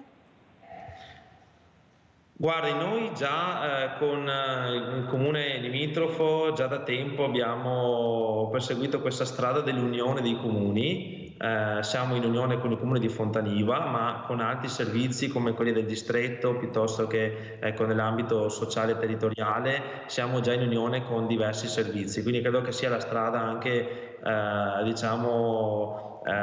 difficile ma soprattutto comunque utile, quella di fare squadra tra comuni, tra enti e portare a casa dei risultati e soprattutto ottimizzare le risorse, perché se abbiamo meno trasferimenti e costa tutto di più, l'unica strada è attrarre risorse da altri enti e questo dobbiamo farlo attraverso massa critica tra comuni e quindi dobbiamo andare a recuperare investimenti dall'Europa piuttosto che dal governo, dalla regione, dalla provincia e questo lo si fa attraverso un gioco di squadra e dall'altra parte dobbiamo andare a far costare meno i servizi e per fare questo dobbiamo appunto mettersi insieme in qualche maniera. È un processo difficilissimo perché ognuno ha il proprio campanile già nei quartieri e nelle frazioni, quindi figuriamoci tra comuni, però deve essere un cambio di mentalità che un po' alla volta deve essere superato. E soprattutto spiegato ai cittadini che capiscono molto bene, ci sono dei vantaggi, seguono quello che è il volere del sindaco perché sanno che sta facendo qualcosa per la comunità. Senta, sindaco Pasquale, ma cos'è che l'ha fatta arrivare alla politica? La passione? Perché dicono i giovani non sono vicini alla politica, non ne vogliono sapere. Qui invece abbiamo veramente, ma non solo lei, abbiamo molti sindaci giovani che ci stanno mettendo la faccia per cercare di dare risposte alla comunità, perché siete voi i responsabili della salute dei cittadini. Prego. Sì, diciamo che giovani non ce ne sono tantissimi, però negli ultimi periodi ci sono stati diversi sindaci giovani, noi in Alta Padovana ne abbiamo insomma anche diversi e credo che sia un po' qualcosa che ti senti dentro, insomma un'esperienza che nasce sicuramente dal mondo del volontariato e che dopo si traduce anche nell'impegno civico, quindi credo che questo sia una bella cosa da far passare come messaggio, l'impegno dei giovani, non tutti i giovani sono mascherati dietro i social, sono pensano solo a se stessi, ma pensano anche alla comunità. Chiaramente anche qui abbiamo degli esempi, ma non abbiamo insomma tantissimi giovani in generale. L'impegno dell'amministrazione è un impegno gravoso, quindi sicuramente insomma chi ha anche altre attività ha poco tempo, però è un lavoro a tutti gli effetti perché poi gestiamo milioni di euro come fosse un'azienda vera e propria, nel mio caso 25 dipendenti, bilancio da quasi 9 milioni di euro, quindi a tutti gli effetti siamo degli amministratori pubblici che sono proprio degli amministratori delegati come fossero di un'azienda e quindi credo che questo spaventi un po', dovremmo tentare di agevolare un po' anche questo, anche per quanto riguarda le norme, soprattutto è quello che chiede anche l'ANCI, dare una tutela maggiore agli amministratori perché noi siamo molto spesso anche esposti e sovraesposti rispetto alle nostre responsabilità e tante volte insomma vediamo anche abbiamo delle difficoltà su questo, quindi siamo francamente poco tutelati, però questo magari spaventa un po' i giovani, quindi non solo la parte insomma del tempo ma anche delle responsabilità, però è bello dire che ci sono giovani che la prendono proprio a cuore questa cosa e si mettono a disposizione della loro comunità. Allora, Sindaco Pasqualone, lei ha nominato il volontariato, provengo da quel mondo là. Io ieri per la prima volta, grazie a questo presepio per Giulia Cecchettin che abbiamo fatto a Villa Margherita Inclusiva, che invito tutti a vedere, anche lei Sindaco, e lasciare un messaggio a questa famiglia meravigliosa, a questo uomo che prima ha perso la moglie e poi ha perso la figlia nel giro di pochissimo tempo in maniera drammatica. e per la prima volta siamo riusciti a unirci tra associazioni. C'erano più di 30 associazioni di volontariato ieri che si sono strette assieme a questo abbraccio caloroso, a questi valori di questa famiglia, e posso assicurarle che è la prima volta. Siamo in tanti, siamo molto divisi, come ha detto lei, molti campanili, i grandi, ecco, fra poco ci sarà anche la multinazionale del volontariato, se continuiamo così, azzerando quello che era il vero volontario che non ce l'ha fatta a resistere con questa burocrazia. Cosa dice? Il volontariato è l'anima dei nostri comuni e stiamo sotto Natale portando gli auguri come amministrazione a tanti gruppi, ecco, di volontariato. Credo che i nostri comuni senza il mondo del volontariato farebbero un quarto di quello che fanno, e proprio settimana scorsa eravamo con i nostri volontari degli anziani, piuttosto, ecco, sabato scorso con i volontari della Croce Rossa, un servizio che supporta il SUEM 118 ed è fondato solamente ed esclusivamente, ecco, sul volontariato, ma penso al trasporto sociale, chi tutti i giorni si impegna a trasportare gli anziani negli ospedali delle nostre comunità e chi magari attraverso, insomma, la raccolta alimentare dona un pasto caldo alle persone che sono più bisognose. Quindi il volontariato è un mondo straordinario, un mondo, ecco, che fortunatamente vive ancora. Dopo il Covid sicuramente ha avuto una difficoltà, ma credo che ognuno di noi c'è questo spirito, ecco, di solidarietà e di aiuto verso gli altri durante proprio queste settimane, che sono le settimane che portano il Natale, è ancora, diciamo, più alimentato. Quindi veramente un grazie a tutti coloro che danno un supporto. Bravo Sindaco, ha fatto bene a ringraziare, perché vanno ringraziati. Ecco, non dobbiamo lasciarli solo, basta un abbraccio, un caloroso grazie, e questo riempie i cuori di questi volontari diversamente giovani, purtroppo, perché pochi giovani abbiamo nel mondo del volontariato. Anche qua, anche voi sindaci giovani dovrete fare un passo in avanti per cercare di intrigare questi ragazzi che hanno detto che non ci conoscono. Allora adesso saluto anche un altro ospite graditissimo, che è Francesco Zanardi, sopravvissuto, Fondazione di Rete L'Abuso. Ciao Francesco, che piacere rivederti, come stai? Bene, grazie, buongiorno, e davvero chapeau per quello che ha appena detto il sindaco, mi ha davvero colpito. È un pensiero molto, molto importante, molto condiviso, davvero, sia il mondo del volontariato che lo spirito che almeno per quello che ho colto in questo preview di trasmissione prima di arrivare in diretta, che diceva appunto il sindaco. Complimenti, grazie. Allora, per capire di cosa si occupa Francesco Zanardi e perché è sopravvissuto, andiamo a vedere questo video istituzionale, Rete L'Abuso, e poi lo commentiamo con Francesco Zanardi.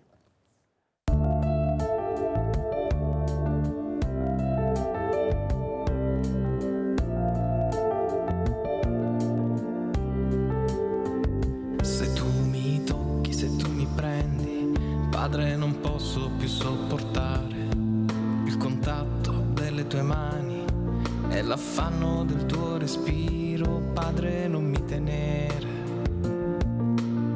non mi toccare, lasciami stare. Quando ancora cercherai e qualcun altro troverai, c'è sempre una preda che non ti aspetta, di cui negare la sofferenza. E se il perdono a volte si può tentare, resta un vuoto nella mente che non si è più colmato, e no, non si può colmare.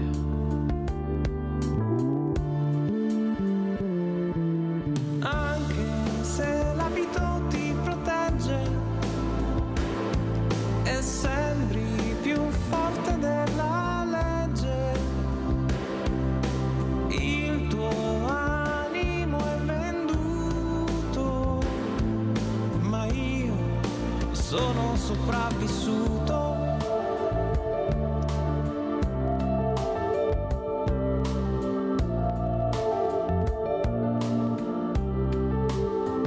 Se tu mi tocchi, se tu mi prendi, non c'è niente che mi difenda, non c'è giustizia che mi protegga.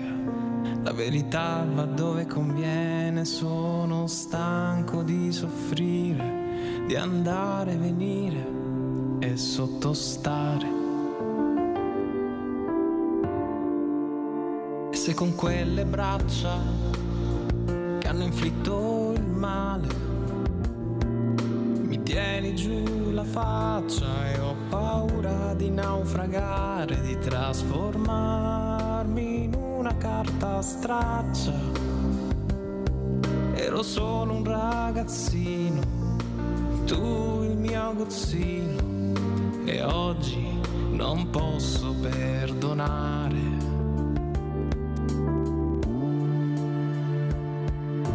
Anche se non ti vuoi pentire, sicuro che poi potrai sparire. Il tuo animo è perduto, ma io sono sopravvissuto. Anche se l'abito ti protegge e sembri più forte della legge, il tuo animo è perduto e io sono sopravvissuto.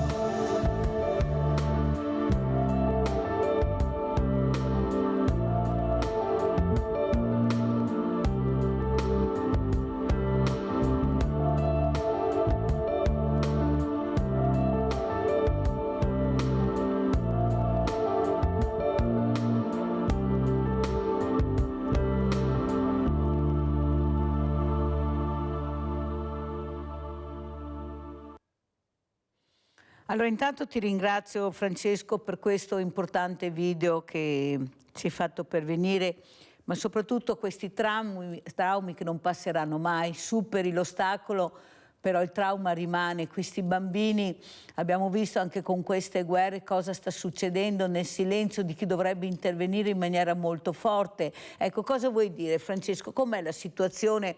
Tu che hai provato sulla tua pelle, cosa vuol dire l'abuso? Prego. Io sono stato toccato proprio dal discorso che ha fatto il sindaco prima, proprio per questo motivo, perché c'è stato un occhio verso chi poi ha bisogno e come tu dicevi, sia nelle guerre, sia purtroppo anche in queste situazioni ci sono poi dei traumi. Nelle guerre, non so, può rimanere ferito una gamba, ecco, rimanere invalido per un motivo del genere. In questi traumi purtroppo ci sono dei post-traumatici, spesso di origine psicosomatica. Io ne sono stato soggetto, ma purtroppo bene o male ne sono poi soggetti tutti, e sono persone che contano moltissimo davvero in questo momento sul volontariato, che è una cosa importante. Anche quello che facciamo noi è un volontariato importante. Questa canzone, questo brano molto bello, almeno a mio avviso molto toccante, ci è stato donato da Giuseppe Miccoli, che non è un sopravvissuto, è una persona che appunto nell'ambito del volontariato ha dato il suo, almeno lui canta come dilettante, tuttavia insieme a Guido Guglielminetti hanno prodotto questo pezzo dedicato proprio alle vittime. Ecco, poi lui spiega appunto, leggendo un po' il nostro sito, cogliendo un po' quelli che sono, non essendo vittima, no? Quindi ricostruisce da fuori, cogliendo un po' quali sono quelle che sono le peculiarità, ecco, delle caratteristiche delle vittime, poi nell'ambito clericale, diciamo, accentuate anche un po' da questa impunità. E insomma sono messaggi molto, a nostro avviso, importanti, che sensibilizzano e fanno capire comunque che c'è una parte di cittadini che vogliono fare del volontariato. Spesso mancano magari le strutture. Ecco, è per questo che ritorno alle parole appunto del sindaco di prima, che secondo me sono molto importanti. Ecco. Senti Francesco, però dei passi avanti si sono fatti, direi anche grazie anche alla scuola in questo, dove e soprattutto anche culturalmente siamo andati avanti. Il ragazzo finalmente non ha più paura di dire mi sono innamorato di un altro ragazzo, e questo vale per la ragazza. Ecco, abbiamo fatto dei passi avanti anche su quello che è l'abuso, questi bambini che parlano, ecco, hanno il coraggio di parlare, di dire sono stato abusato dall'amico, sono stato abusato da una persona al di sopra di ogni sospetto. Una volta si taceva e se qualcuno sapeva si stava zitti. Tu che hai provato, vedi dei cambiamenti, Francesco? Assolutamente sì, assolutamente sì. Il lavoro negli ultimi anni è stato assolutamente enorme e quello che tu dici, il lavoro fondamentale. Ora, chi è la prima persona che può accorgersi di subire un abuso? È il bambino, e se i bambini vengono, gli viene data una cultura, no, su cosa un adulto può o non deve fare col bambino, il primo campanello di allarme, diciamo, suona lì. Quindi questo è assolutamente molto importante, è importante anche nell'ambiente delle discriminazioni, assolutamente, cioè anche io sono omosessuale, sono sposato con un uomo col quale vivo da 3 anni, ecco, adesso questo non so se lo sapevate, quindi per carità ho sempre vissuto la mia omosessualità normalmente. È importante appunto che comunque, vabbè, io ho 50 anni anche, quindi anche una certa maturità, è importante che comunque il ragazzo che si scopre omosessuale non abbia degli ostacoli di genere, in questo caso, no? O la ragazza, non parliamo sempre il maschile, ma parliamo anche il femminile. Ragazzo o ragazza deve avere la forza. Sentiamo cosa ne pensa Eric Pasqualon, questo sindaco giovane, delle parole e i complimenti che ha ricevuto anche da Francesco Zanardi. Prego, sindaco. Guardate, noi come amministrazione comunale su questo, insomma, sull'attenzione che diamo, ecco, ai nostri anche ragazzi, siamo insomma un po', ecco, credo all'avanguardia. Noi da 12 anni abbiamo, per esempio, all'interno delle nostre scuole la figura dello psicologo, in particolare anche all'interno della scuola secondaria di primo grado, quindi nelle nostre scuole medie, proprio per ecco, dare un supporto ai nostri ragazzi in tutte le tematiche, dalla consapevolezza di sé, dalla conoscenza degli altri, della gestione dei sentimenti, ecco, nei confronti, ecco, dei propri coetanei. Quindi abbiamo un'attenzione particolare anche sulle tematiche, ecco, della parità di genere e quant'altro. Quindi credo che sia uno strumento davvero importante e i nostri ragazzi devono essere ascoltati prima di tutto, intercettati dove abbiamo la possibilità di farlo, quindi all'interno delle nostre scuole, attraverso, ecco, la collaborazione con l'istituto scolastico, le nostre insegnanti che hanno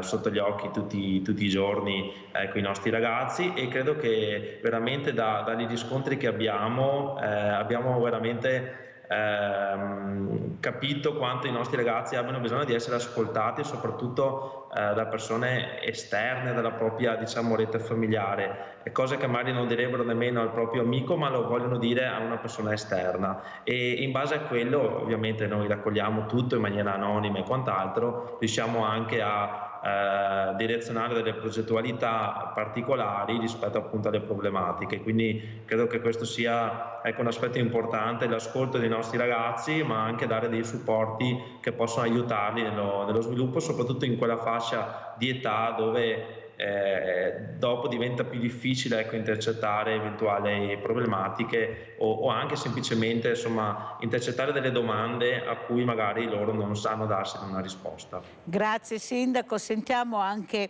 Francesco Zanardi. Francesco, anche questo Papa che sta cercando di togliere il coperchio a quelle che erano dei tabù della Chiesa, questo Papa che per la prima volta è riuscito a condannare un cardinale, ecco, come vedi questa figura e le parole che lui dice, questa apertura che c'è da parte del pontefice?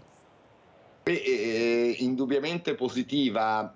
Purtroppo c'è un aspetto tecnico che emerge sotto gli occhi di tutti. Purtroppo i messaggi del Papa vanno poi a chi controlla il territorio, cioè le conferenze episcopali. In Italia purtroppo questo non possiamo dire sia stato un grande successo, tant'è che abbiamo visto le conferenze episcopali non dico in tutto il mondo in realtà, ma restiamo limitati all'Europa.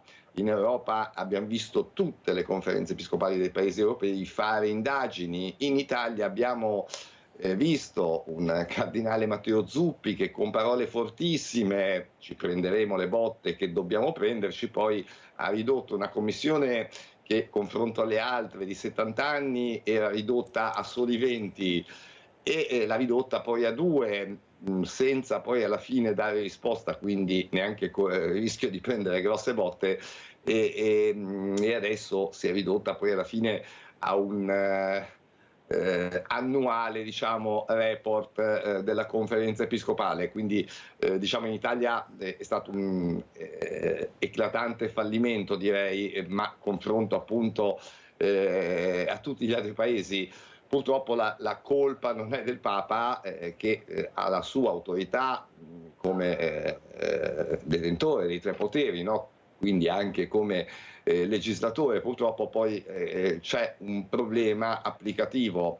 In Italia non è tanto della CEI che poi ha fatto quello che ha voluto, ma come ho già detto in altre occasioni purtroppo il problema è dello Stato, perché negli altri paesi abbiamo uno Stato che in qualche modo ha spinto le conferenze episcopali a fare verità e giustizia, cioè a rendere verità e giustizia almeno alle vittime. Tant'è che quella francese, pensate, lo trovate sul nostro sito, il caso di Piero Brogi. Piero Brogi è un nostro associato di Roma, anzi un fondatore della rete di Roma, abusato in Italia ma che vive in Francia da 20 anni. Ebbene, è stato risarcito economicamente addirittura dalla conferenza episcopale francese dopo il caso Chase, no? Dopo il report della Chase. Ecco, quindi questo per dirvi quanto è la distanza. Però Francesco, non pensi che non è semplice togliere un coperchio così saldamente sigillato su temi scottanti? Non siamo preparati, lo vediamo, i genitori non riescono a parlare di sessualità, l'abbiamo sentito anche prima da un esperto, e siamo nel 2023, abbiamo questi genitori che si vestono come i loro figli, ma quando parli di sessualità si nascondono. Ecco, pochi riescono a fare questo se non sono addetti ai lavori. Ci sono ancora dei tabù che non riusciamo a scoperchiare, nonostante all'apparenza sia tutto facile, tutto visibile. Veloce, prego. Assolutamente, però questo conferma ancora di più che è un problema italiano, no? Perché insomma non siamo fuori dal mondo, no? Siamo in un'Europa dove guardiamo un attimo gli altri paesi, cosa con dolore, con sofferenza, con rabbia anche, di fatto sono riusciti a fare. Invece noi non riusciamo a schiodarci poi da questi che sono dei blocchi sostanzialmente. Grazie, grazie, ormai siamo in chiusura, devo salutare i miei ospiti, ringrazio Francesco Zanardi, volevo farti gli auguri Francesco, per questo ti ho invitato e per sapere come stai, come stanno le cose, culturalmente dobbiamo crescere. Grazie Francesco Zanardi, buon Natale. Sindaco Pasqualon, come ci saluta velocissimo? Vi auguro buon Natale, buone feste, soprattutto in primis un Natale da passare con i propri cari e soprattutto insomma un buon 2024 con tanta salute, che è la cosa più importante che abbiamo. E come saluti Zanardi, veloce, dai, come saluti Francesco Zanardi?